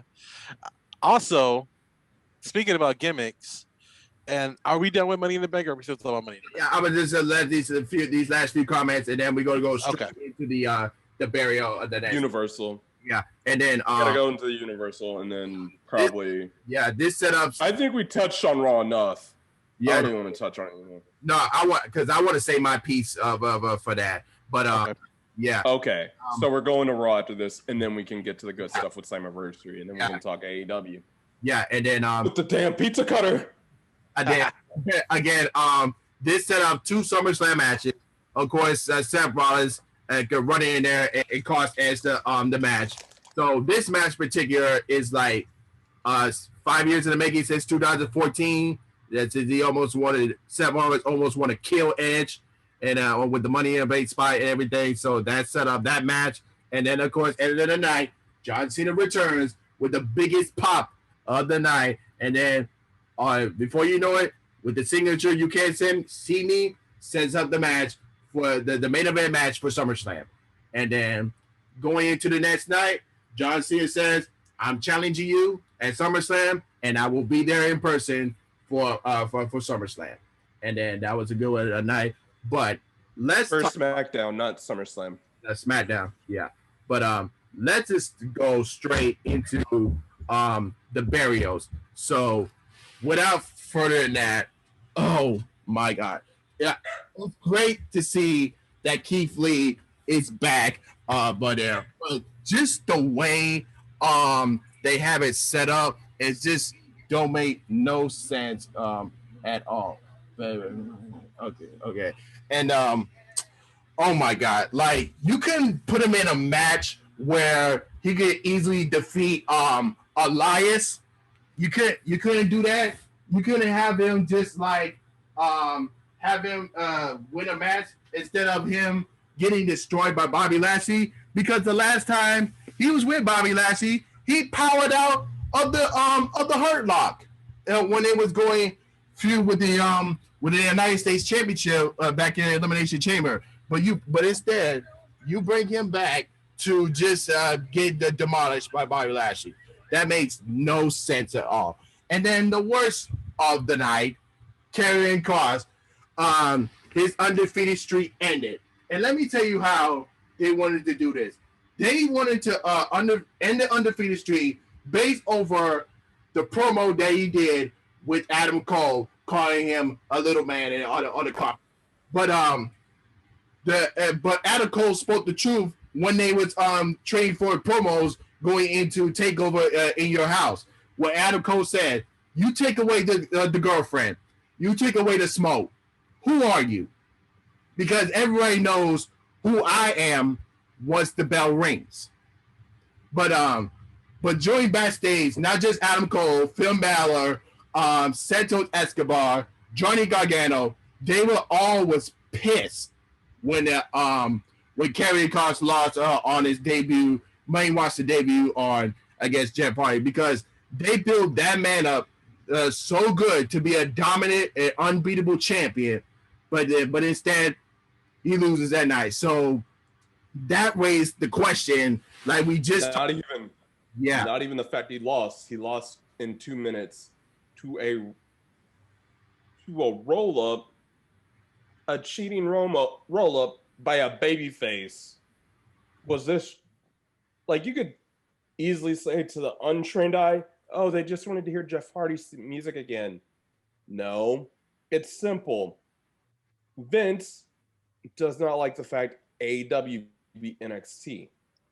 Like the fact NXT got buried 3 times a night, and Vince didn't even dodge it outside of Cross holding the title just to lose to a baby face. Let me get this straight. A baby face Grand Slam winner who just lost to one of the Wish version of the Singh brothers on main event via a roll up with his feet on the ropes as a baby face.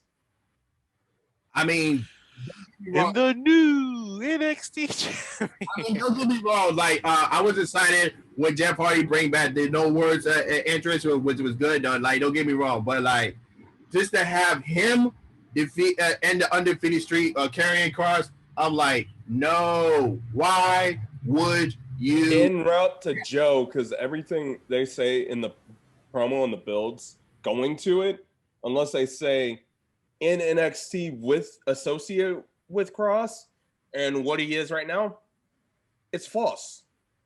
It's false. Exactly. So if it was me, if the one person that would have end the undefeated streak carry Cross will be Walter. But he can't do it right now, but because he's hurt right now, and then also due to like the travel issues between United States and also the UK and other Europe with but that's not gonna happen anytime soon because that was carrying Cross versus Walter. Nobody from that brand's leaving probably for the rest of the year. Yeah, that was the match I want to happen like during the next takeover, which it was at SummerSlam. That's the match that would happen, but we're not gonna get that. But now since Karrion Kross lost his debut match on Raw, and now he's in the with a rivalry with Samoa Joe right now, and I feel that Samoa Joe is going to be the one to take the title off of Karrion Kross, and then Karrion Kross leads NXT then to go to the main roster, which is Money Night Raw to be exact, and then get revenge on Jeff Hardy for him taking his undefeated streak. So, like, oh my, when you mention about the NXT and AEW Monday Night Wars rivalry, that's not the only thing Vince is pissed about. Vince is jealous of the fact that NXT shines more than the main roster. Wherever chance he gets, when NXT talents come over to the main roster, you is either make it or get burial. So, Seth Rollins, Big E, Roman Reigns, Charlotte, Becky, Sasha, and Bayley, those are the ones that have more success on the main roster at their NXT days. Outside of the people from that bubble, they either have a little good run, and then just either get buried or until they do something amazing to get the crowd over. For example, Alexa Bliss, she was the greatest heel champion in the women's division, but then as soon as she stepped in the ring with Ronda Rousey, buried. Kevin Owens, when he was Universal Champion, he had a good run. But when he reached Goldberg, yep, buried.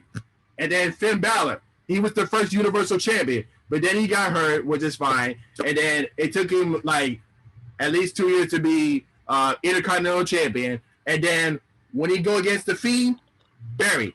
And then he had to revive his career to go back to NXT to bring the Prince once again.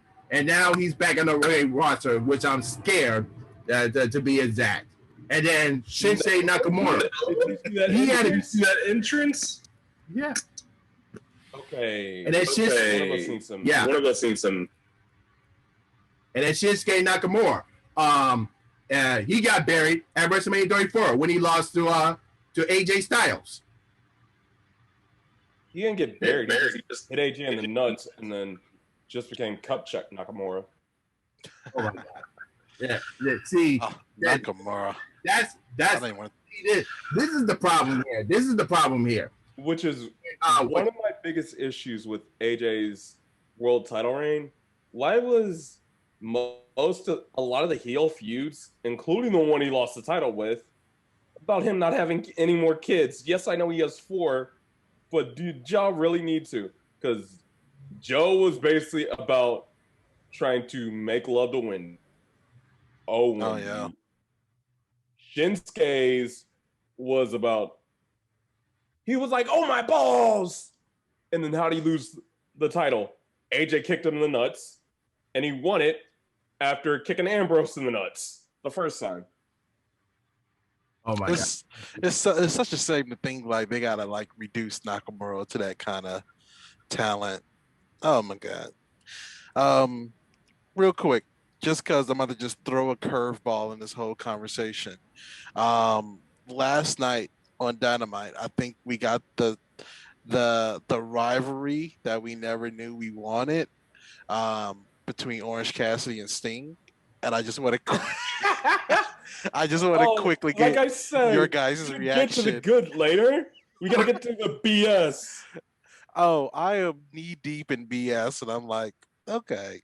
Yeah, I know. We gotta use all of that as palate cleanser. Dynamite is a palate cleanser. Slammiversary is a palate cleanser. We still gotta get through this BS. The only reason I bring it up is I was scrolling Facebook and it just popped. A meme just popped up on my timeline of Orange Cassidy and Sting, and I was like, I'm gonna get their takes on that rivalry. We will get to that. Copy that. I saw the clip.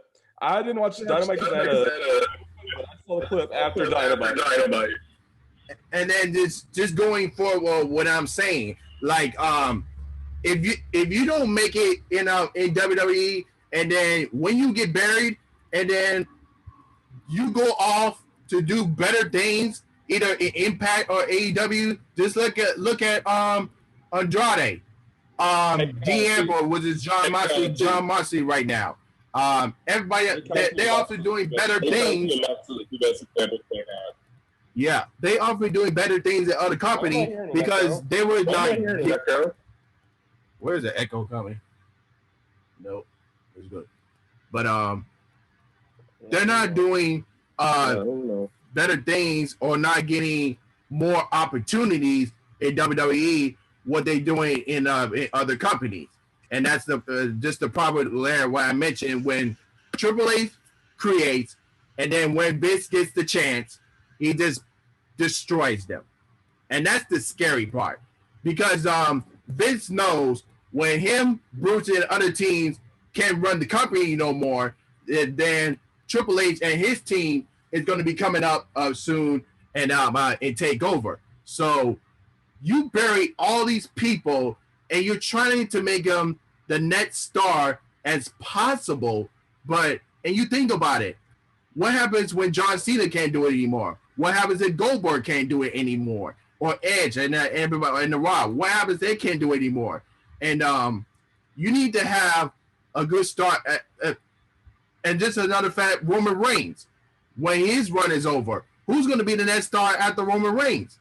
You have nobody. And that's the problem. Like, that makes no sense at all.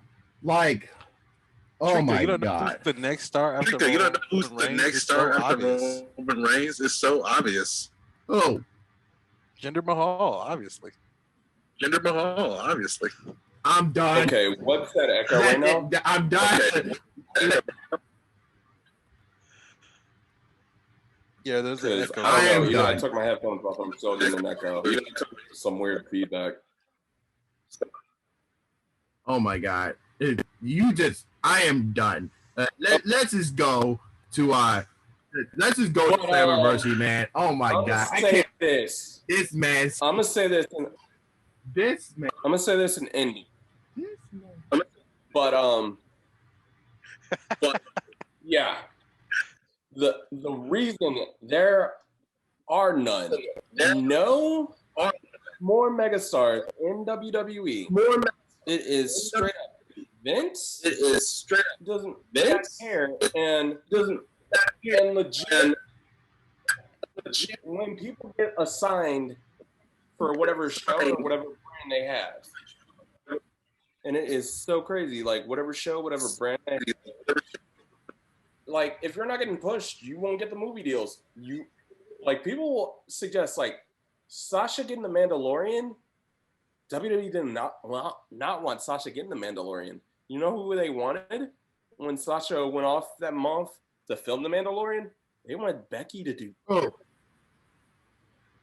Like, legit, the only reason CM Punk graced the cover of 2K, WWE 13, it was because they wanted, I believe at the time, they wanted Cena to grace the cover of WWE 2K13, which was 2012, which was not one of the fans' most happy years of Cena. The only reason, like, companies will ask, and for particular people to be showcased, because obviously, like, filmmakers, we want who we want, and we desire, like, who we see. But if a company's not pushing them, they'll send whoever they want in as promo. And is that good for business? No. Because why do you think like the networks have to jump in right now to try and fix Raw? Like legit, the Heyman era, he wanted certain people. Now one of them's gone. One of them's legit. No, two of them are gone because he wanted both Andrade and Malachi, right? So, yeah, unless the company wants you pushed. Okay. Trigo, you might have like because there is some weird from everybody. But yeah.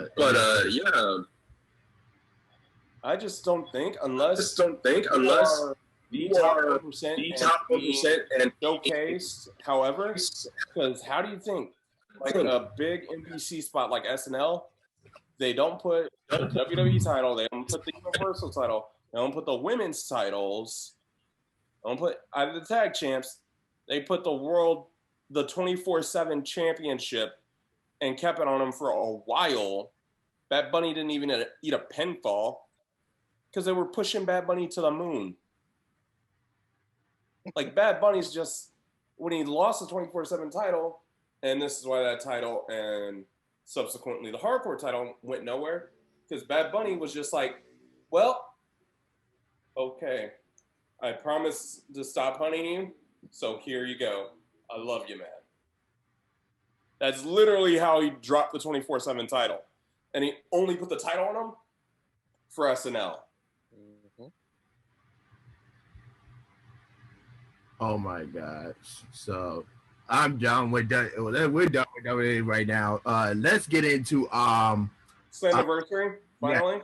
Yes, let's get into it. So this was definitely the night of returns and debuts. We saw the return of Chelsea Green. We saw Finn Juice. We saw No Way. We saw Thunder Rosa. We saw the return of Mickey James. And I think the biggest one of the night that nobody knew about. Yeah, at the end of Kenny Omega and Sami Callihan, no DQ match, Jay White enters. King Switch has entered the chat. And legit, I'm going to say,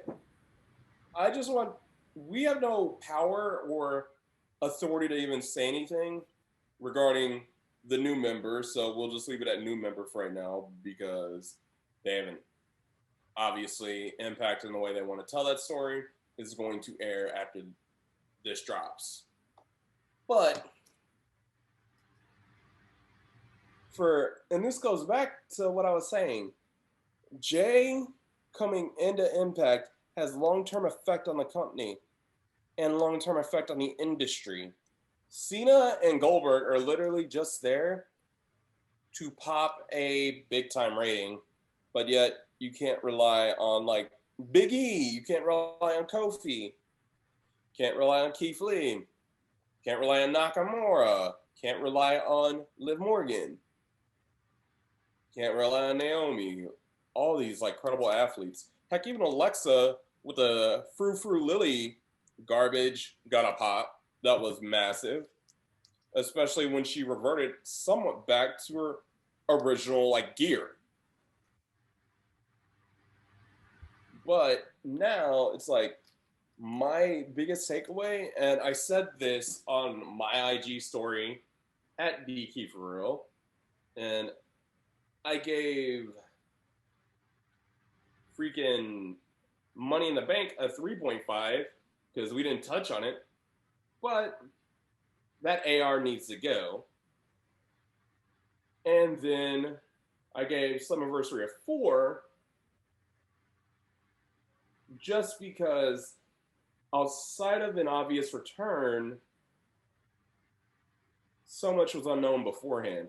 Because I think you had all the knockout stuff with Thunder Rosa, Deanna, and essentially Mickey kicking Deanna's head off was not known before the show or not properly advertised. It was just Deanna versus mystery opponent. So how could you get invested in Deanna versus a mystery opponent? As we've seen, it could easily be Deanna versus somebody very low on the card. You could easily be doing Deanna versus Taylor Wilder, Deanna versus, I don't know, Susan again. And that's literally what I was thinking about. And I'm like, please don't do something stupid. And they didn't. It was Thunder Rosa left field, which was great. Because that's an AEW. Her ring gear was awesome. Oh, yeah. I'm such a Mark. And she even looked at Sean Ross Sapp, who was in the audience, which was so hilarious. Like, Sean didn't even realize it because he usually, if he's there with his wife, he tries not to put her on camera. But he was on screen for most of the show if they did a crowd shot. But with Thunder Rosa, she is really coming to her own and like doing this whole partnership. Like she's one of the people that have thrived. Yeah, still doing it. Definitely. Yeah, she's no longer NWA Women's Champion, which simply business, which is what I think could easily be a nice heel turn for Mickey down the line. Is just aligning with her husband and taking the NWA Women's World Title. I would love to see a heel Mickie James in the NWA, but will they do it? We'll see. Especially since Mickey's trying to recruit for a tournament. The only return that return/debut that kind of is WWE-esque, one in the debut itself, two in how it was portrayed, is No Way. I was not a fan of No Way being involved because No Way, aka no FK, No Way Jose, because it's like Dreamer, ever since Wrestle House, has been like, no, we didn't sign him. No, we didn't sign him. No, we didn't sign him. No, not him. So you put him down as part of Impact Management for so long, and then you only to end up signing him. I'm like, wait, what? Thanks, Tommy. And this dude was like an underneath guy in WWE. Pretty much one of your job guys that you could have put on camera. Oh my God. But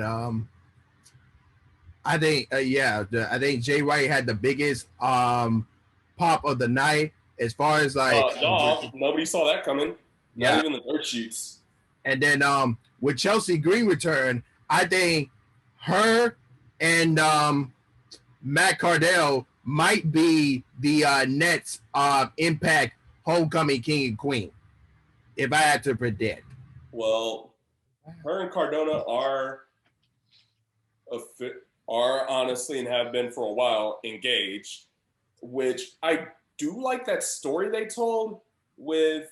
I do like it. I just wish they didn't tell that specific one. Cardona's ex versus Cardona's fiance. I'm mad that it took Brian Myers to bring that in, just being petty. But it made total sense. Brian Myers, FK Kurt Hawkins, to be that level of petty. Like, bring in Zack Ryder's ex to fight his fiance and to hit him in the nuts. There's so much so much of that related references. I'm sorry for any listeners. But I got some breaking news regarding Deanna Pereza, and she will be there for the all women's NWA women's event, and she will be defending the Impact Knockouts title against a former WWE Women's Champion. Guess who that is? Mickey. Nope. Who is it? Wait, they've been building this feud the whole time. No, I think they're saving that for Bound for Glory. But God. But yeah, that is what. Okay, I'm not even gonna say it because they might have built all this in the first episode that they taped, which is tonight. So I'm gonna just shut up. But try to guess who's the Deanna Pereza defending the title against. I guess the former WWE Women's Champion that's not under contract with WWE right now. Could it be Gail? Could it be Victoria? Is it Mickey James? No. No, he said it wouldn't make me. Like I said, I'm thinking they said former women's champion that knows Mickey. Former WWE champion that knows Mickey. First two names that come to mind, Jazz, which she retired from in-ring because her knees are pretty much shot. And I don't think was she champion? I think she was. Yeah, she was. Early Ruthless Aggression era when it was her. Like she basically was the cool down match between Rock Hogan and Lucy at 18. Okay. I'm gonna say Mae Young. Final answer. Not playing. You're canceled. You're canceled. Okay, it's Melina. God! Why do you have to do this? Like, I love Melina, though. Oh, yeah, I love Melina, but, geez, that is a match. So she's fighting Mickey possibly at BFG. And then she's fighting Melina going at the tournament. So Melina's not going to be one of the 16 that Mickey gets. But, geez, that's insane. Yeah. But my only question with that match is, and this includes Melina's time in the NWA, who the heck's the baby face? It's obviously Melina because Deanna Pereza is the heel. Not really. Like, it's still in the NWA. In that context, Melina is still a heel.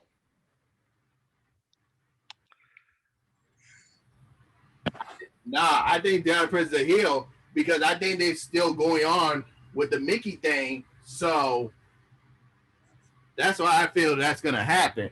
That's why I feel it's going to happen. But going for moving forward from Slammiversary, so we had AEW Fighter Fest Night 2. There was a lot of surprises there. So let's just start off with Ukulele appeared. Yeah, Ukulele appeared in the crowd, and then before you know it, right after Lance Archer won the IWBG U.S. Championship, he goes to the ring and have a confrontation with Lance Archer, and that set up the match between the two. Next week, Fight for the Fallen for the IWBG U.S. Championship. IWGP U.S. title match. Bullet Club versus Suzuki-gun. This is going to be insane. And this is only part one of why I am very afraid for everybody that goes to that arena next week. Nah. Hikuleo does not come to the ring alone. There's going to be I guarantee you there's going to be somebody with a damn stick, like not too far behind him. And he's the younger brother of two brothers that basically want to see all four EVPs burn to the ground. Right.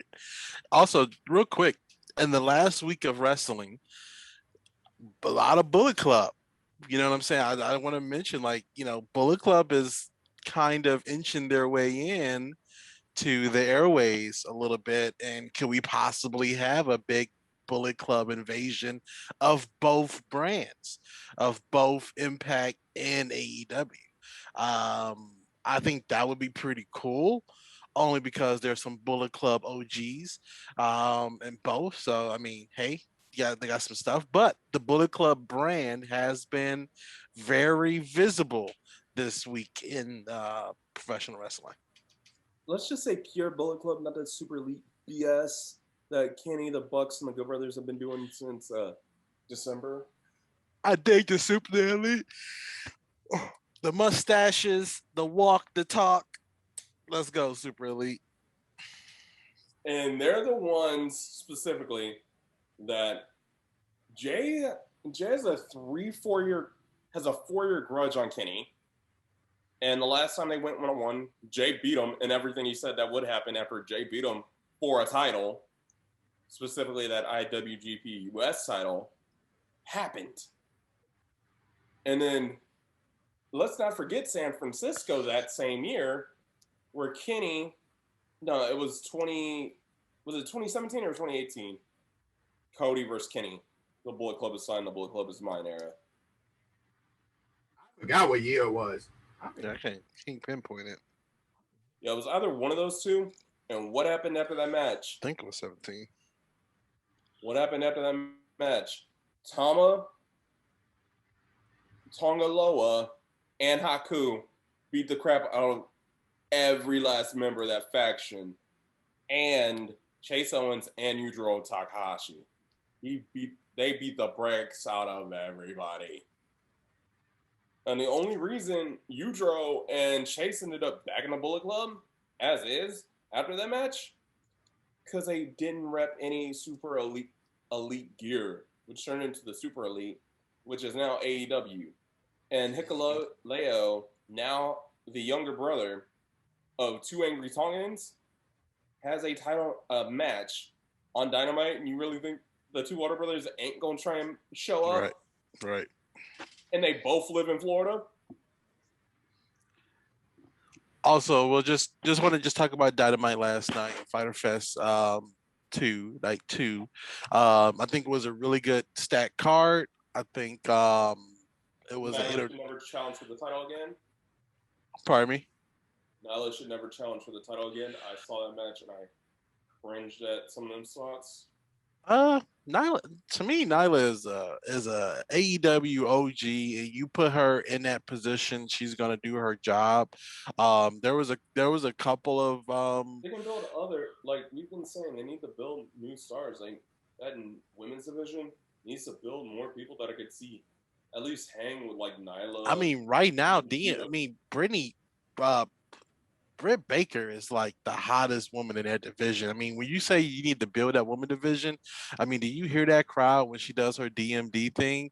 Right now, the woman division is in a really good spot compared to a year ago, or to compare it to like even 2 years ago.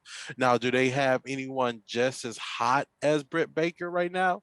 No. She built herself up and got herself over. Her rivalry with Thunder Rosa was great, and I think that's going to provide highlights for Britt Baker for the next 10 to 15 years. Just that no disqualification match they had.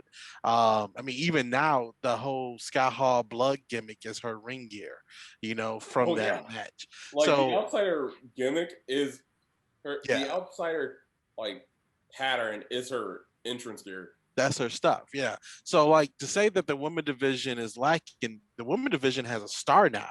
And that's something they didn't have before, was this breakout kind of star. So at least they have that breakout star. With me, I'm a fan of Nyla anytime she works. So I'm cool with putting her in that spot because I love watching her work. She's dangerous. You don't know what's going to happen. She's super strong. And a troll on Twitter. But so I'm cool with her in that spot. But I will agree. Talking about the Elite Gym, did you happen to catch the tournament matches yesterday?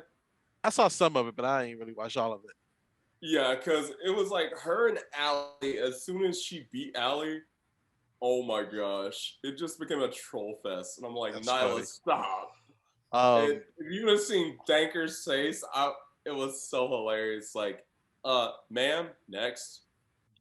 Now I am curious to see who Britt will come up to next, and I'm still hopeful that like Ruby Other than Riot. Thunder Rosa, because I feel like her and Thunder Rosa is inevitable for Chicago. I would love me personally. I want to see Kristen Statlander kind of get into that position too. Atlanta, She's one of my favorites on there, man. To be I honest, feel like she needs to, because who's in the best friends feud right now? Butcher, Blade, and the Bunny, and that's basically the HFL feud right now. yeah, Yeah, she needs to I feel like if she would have distanced herself from that feud and that arc, I'd definitely be okay with Britt doing what she's gonna do. I'd definitely be okay with Statlander challenging if she didn't immediately lock herself into stuff that kind of classed her away from where she was before she got hurt. Because now it's like she's in a lower card echelon away from the title. And that's like the same thing with the entire, like, all the divisions. Like, yeah, there's a spoiler I'm not going to talk about for NXT's women division, but people are getting shuffled. Like, Ember and Shotzi versus The Way. We saw that for the longest because no other teams were actually challenging The Way. They were just fighting each other.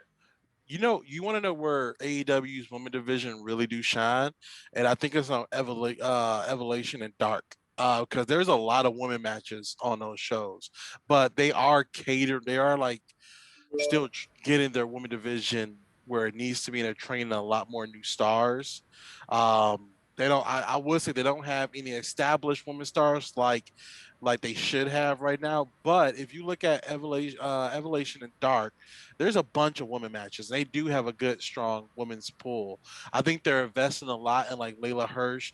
They're investing a crap load in Jade Cargill. And when Jade is ready, I think watch out. You know, I she feel like has the Layla's going to be the potential one to to take the be title off Britt. Who, Layla? Yeah, I feel like Layla. I know people thinking Jade's going to be the one. No, because AEW rarely does 3-ways. And that would be a way like Jade would get it off Britt because I don't think they would go immediately heel to heel. No, I don't think so. I think Britt is gonna have it for at least a year or two. Yeah, that's what I'm saying. Like Britt's gonna have it for a while, but I feel like the next one is either Stat or Layla Hirsch. Layla Hirsch, I still don't think she's ready yet. To kind of like she's not in that position yet. Though. Right. I mean, yeah, who knows what she's going to be in a year.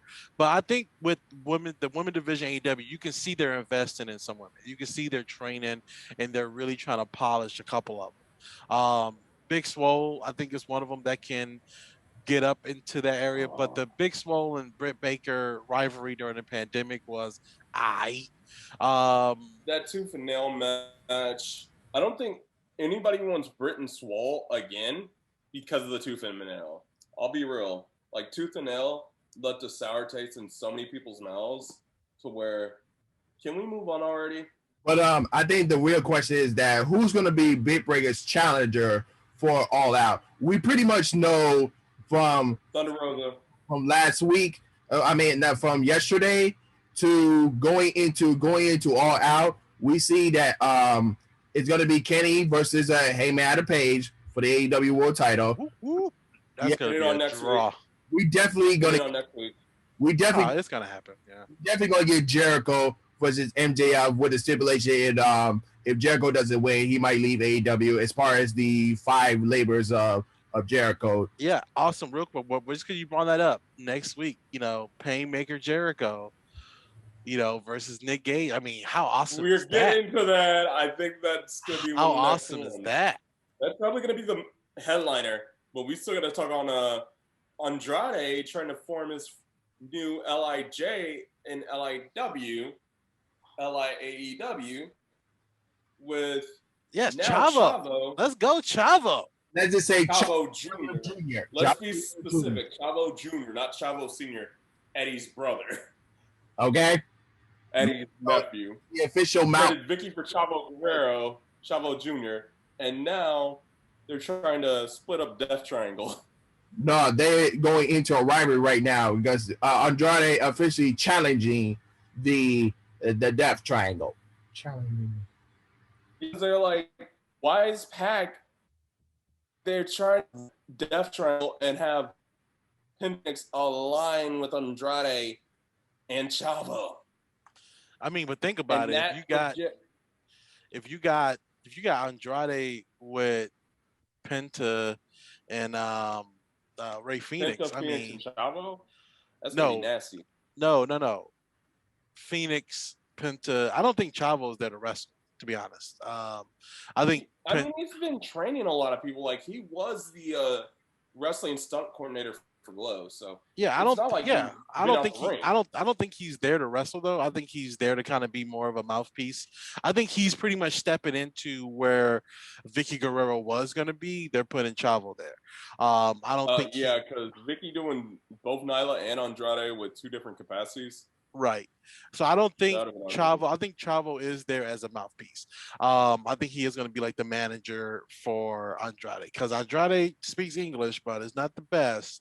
And I love the fact that AEW figured out how to make his promos still work by putting subtitles down there on his tape bits. I don't know Oh yeah. why other companies didn't think about that, but it was like, Uh, oh, you had to now pick I what other U.S. company you worked for.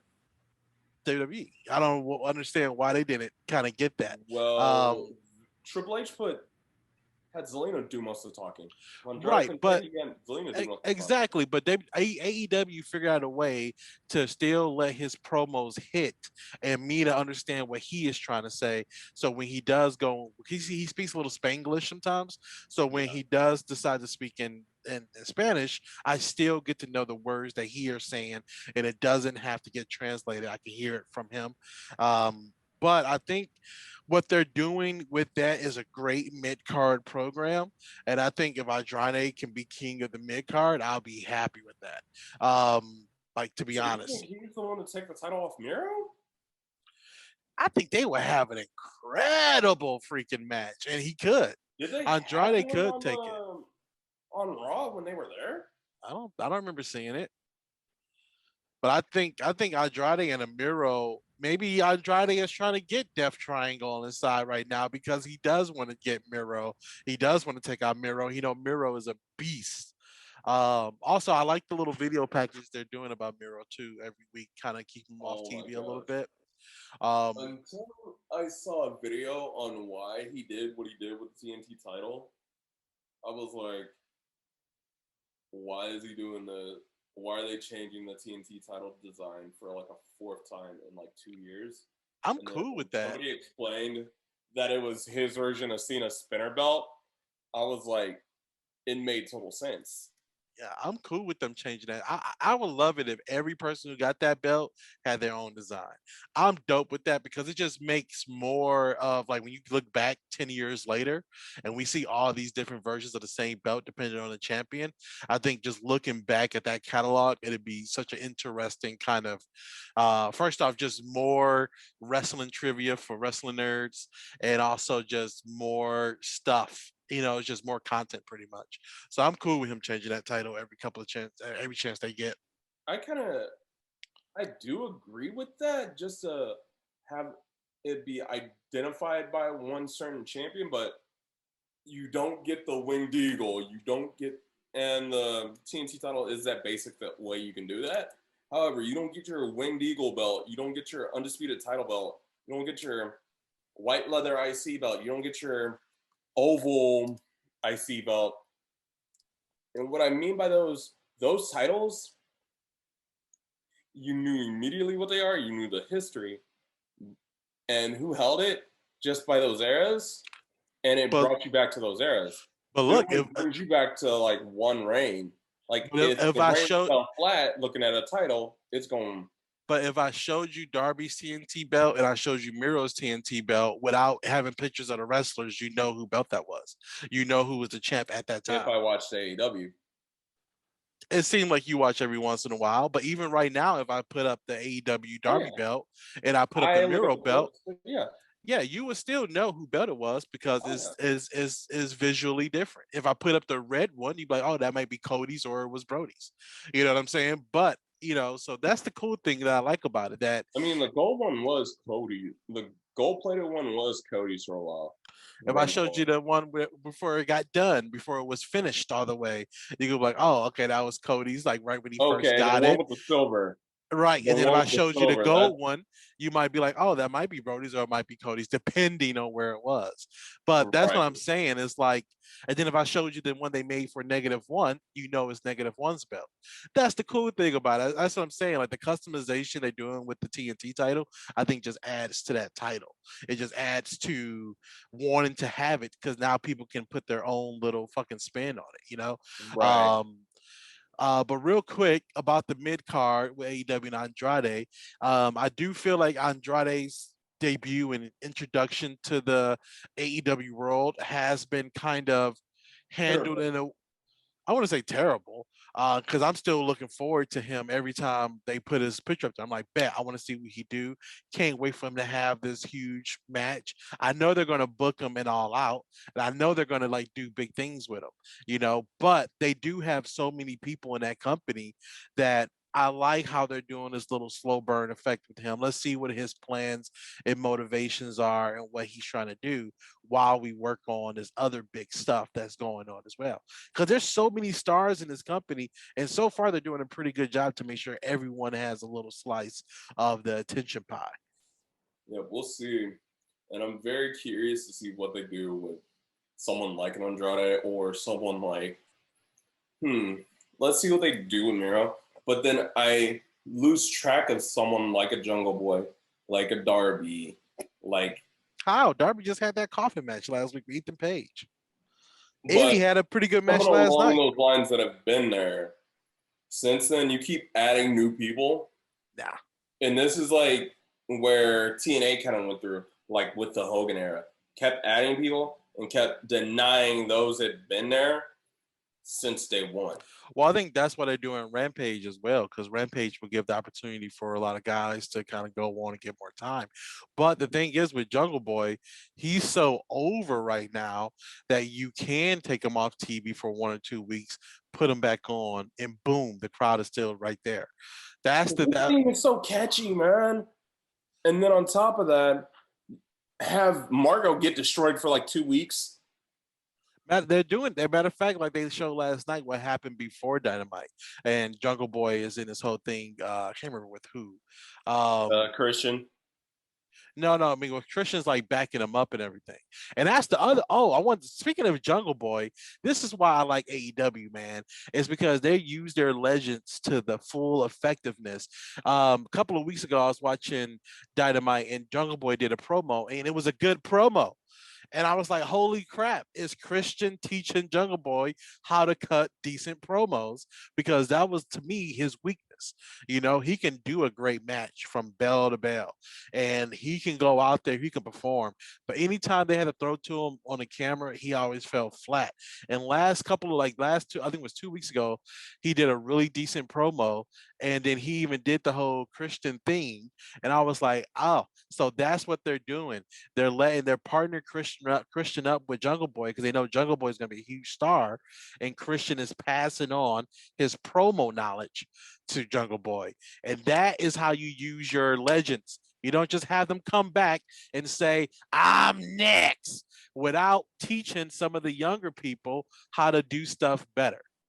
Or lift him up into almost a main event storyline, which this new Bullet Club member, won't say who it is because we gonna air this right beforehand. If we shut up, is getting paired with a knife for the next few weeks and building him up even more to where he's now an international star with 2 companies out of nowhere, and he was just a random guy in the X division. Sorry for which division I said, where I said he's from, but yeah, if you saw the Slammiversary post show, you know where it's going. But yeah, end of story. But that was a lot of stuff happening in the wrestling news. But we'll just have to see what's going to go progress in a few couple of months. But let's get into the rest of these. We only have 2 days more things to talk about. But as far as the NBA Finals, the Milwaukee Bucks are the new NBA champions. So this is the Bucks. They're now 2-time champions, and this is their first title win since the 70s. The last time they won a championship, and now with that, the whole Giannis and the whole family are now champions since the should I say the Detroit Lions era? The Detroit Lions? Well, since Eli, both the Book of Eli and older brother Peyton beat the brakes off Tom Brady. Yeah, but and if you're thinking NBA, you mean Pistons, not Lions. Yeah, but congratulations to the Bucks. Yeah, but I was going with the Suns because I want Chris Paul to get a championship, you know. But was that the way next time? But kudos, especially after they did that piece on him and Mo Smith. I was like, dang, I really am pulling for the Suns. First time I've said that in over a decade. Oh my God! But I got some dirt news for you guys. You know how dog. You know how me. In the past episodes of Respect to Combat, we always talk about fans doing some stupid stuff. But right after the game, the fans came through in the arena and stole the banner of all the NBA finals. I'm like, what's up with this? What the hell? I don't get the. So this year's championship banner got stolen by a fan. Yeah, they come out and take all the banners. With the waterboarding was bad enough. Then you come out and all in the arena acting stupid and crazy, and then just steal the banner. I don't get the fans. I don't get it. Yeah, there is about to be no fans allowed in NBA games at all because a fan legit. Did they steal it or try to steal it and get busted? Yeah. Oh my God, that is. No, did they steal it or did they try and steal it? No, try to put it in their car and get busted. No, they tried to steal it. But I'm saying they got caught though. Yeah. I don't know. That's the news. I didn't read the whole story. That's what I'm saying. Did they get caught or were they able to sneak it in their vehicle and go home with it? No, they just jumped through the arena, jumped through to the barriers, and then did steal it. I didn't read the whole thing, but I just saw the main. That's just what happened. Bro, this is one of the reasons why I had to step away for a while. That and the fact, we've been dropping so many F-bombs today to where I'm like, yeah, this is NSFW for real and not and gonna have to get edited because YouTube hates all that. But yeah, it's crazy, dude. Oh my God. And then I don't even know anymore. And then lastly, let's just go straight to a quick movie review on Space Jam: New Legacy. And oh my God, I'm gonna let y'all take this one over because I have not seen that yet. So I'm gonna. Okay. It's trash. It's trash. It's trash. Mute me and then mute my computer for a little bit so I don't hear anything. So. Okay, so it's directed by Michael D. Lee. He did The Best Man, Undercover Brother, Roll Bounds, Barbershop, The Next Cut, Girl Stripping, Night School. And let me just say this. This is just another element repeat from Ready Player One and Rob Brace the Internet. Okay, that's what it is. So it's just a new thing. Even though it's almost the exact same copy of the first Space Jam. In the beginning, you see all the highlights that LeBron has done, and then fast forward to the actual story that one of his sons wants to be a video game developer instead of being the next ball player, and then somehow they get trapped in the Warner Brothers serververse, and then the main villain, Don Chitty, who played as Al G. Ruger, which was the best thing in the movie, and he was a pretty good villain, and pretty similar to Danny DeVito's character, villain character in the first Space Jam. So he did a great job in there. So he challenged LeBron to a basketball game, in which terms that if he wins, he get his son back, but if he don't win, he gets trapped in the serververse along with other fans that was watching the game, and then the Looney Tunes get deleted as well. So that persuade LeBron to get the Tunes back, to get the Toon Squad back, and then face and let me just say this for the ball players, of course, you had Anthony Davis, you had Klay Thompson, you had Damian Lillard, you had two other WNBA characters. I forgot their names. Playing as the Goon Squad. They were good, but they didn't just had the right chemistry that the Monstars did. I feel like they was the better villain team than the Goon Squad. Okay, because they even though the little guys, the little Monstars that made a cameo in the movie, so that was not the only cameo. There was a one cameo dart that Michael Jordan was going to be in there, but that the Michael Jordan they were expecting. That's all I'm going to say for there. But yeah, the game was intense. It was pretty good, and So here's my quick review of Space Jam: New Legacy. It wasn't basketball they was playing. It was like a version of this game that LeBron James' son had made. So like by the end of like the first quarter, the Goon Squad had 1,052 points.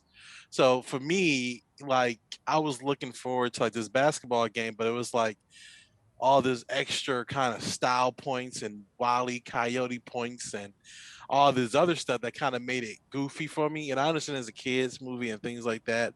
I want to say I think it was too much WBIP um, stuff in it to the point where we couldn't even focus. And then they just start to kind of repeat the same couple over and over, like Matrix, Harry Potter, you know, over and over again, where it became like less cool. I think it was cool for them to go to these different like universes, like the Metropolis and all that other stuff like that. But for me, the story just kind of fell a little flat.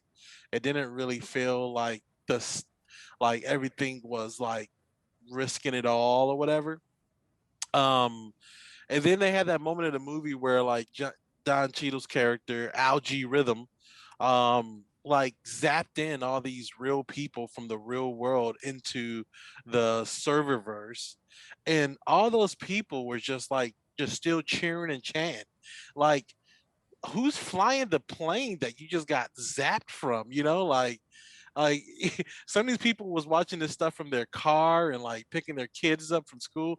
Like, what's going on in the real world? Like all these people just left and y'all cheering, and you got King Kong and the Joker next to you, and that's not weird at all. You're still cheering for this like arcade basketball game that's going on the whole time. So uh, again, I know it's a kid movie, so you can't overthink it too much.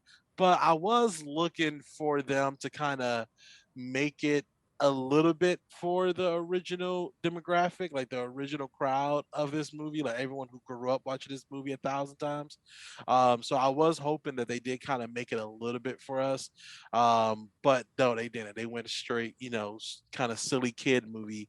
Um, kind of with it. I do like the little callbacks they did from the original Space Jam to the new Space Jam, like starting the movie kind of similar and having that whole thing to like in the beginning where they showing like LeBron's life and how he became such a good player. So that was pretty cool. But rather than that, the movie was kind of just I don't know, man. A little out there and just a little hard to follow at times. I think they could have did better with the story. It was six people who wrote this film, so I think when you got that many kind of people in the kitchen, is bound to kind of come out a little, tasting a little weird. Um, trying to make the same dish. So but I'm glad I didn't have to pay for it and go see it in the theater. I used my HBO Max thing, and I was able to watch it with my wife. And I think she hates it even more than I hate it, just for the fact that she was such a big fan of the original.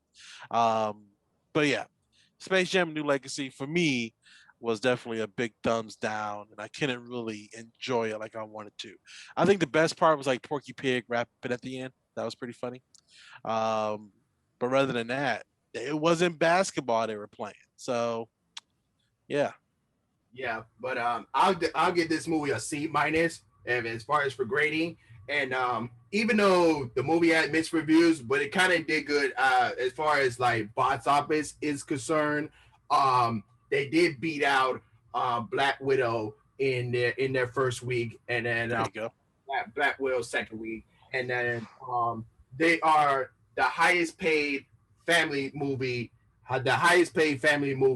in the pandemic era. So they did some good numbers there. But that's all the topics what we had for today. I told you this was gonna be totally crazy, but it is what it is. But I want to take this time to thank Don and also Leland to be a part for this episode today. And if you guys are watching on YouTube, post your comments down below in the YouTube chat. And then also, if you're listening to on Anchor, Spotify, and Google Podcasts, go to the link description, the YouTube link in the description below, and post your comments there. And other than that, he is Liam, he is Dom, and I am Trico, and we are out. Peace. Peace.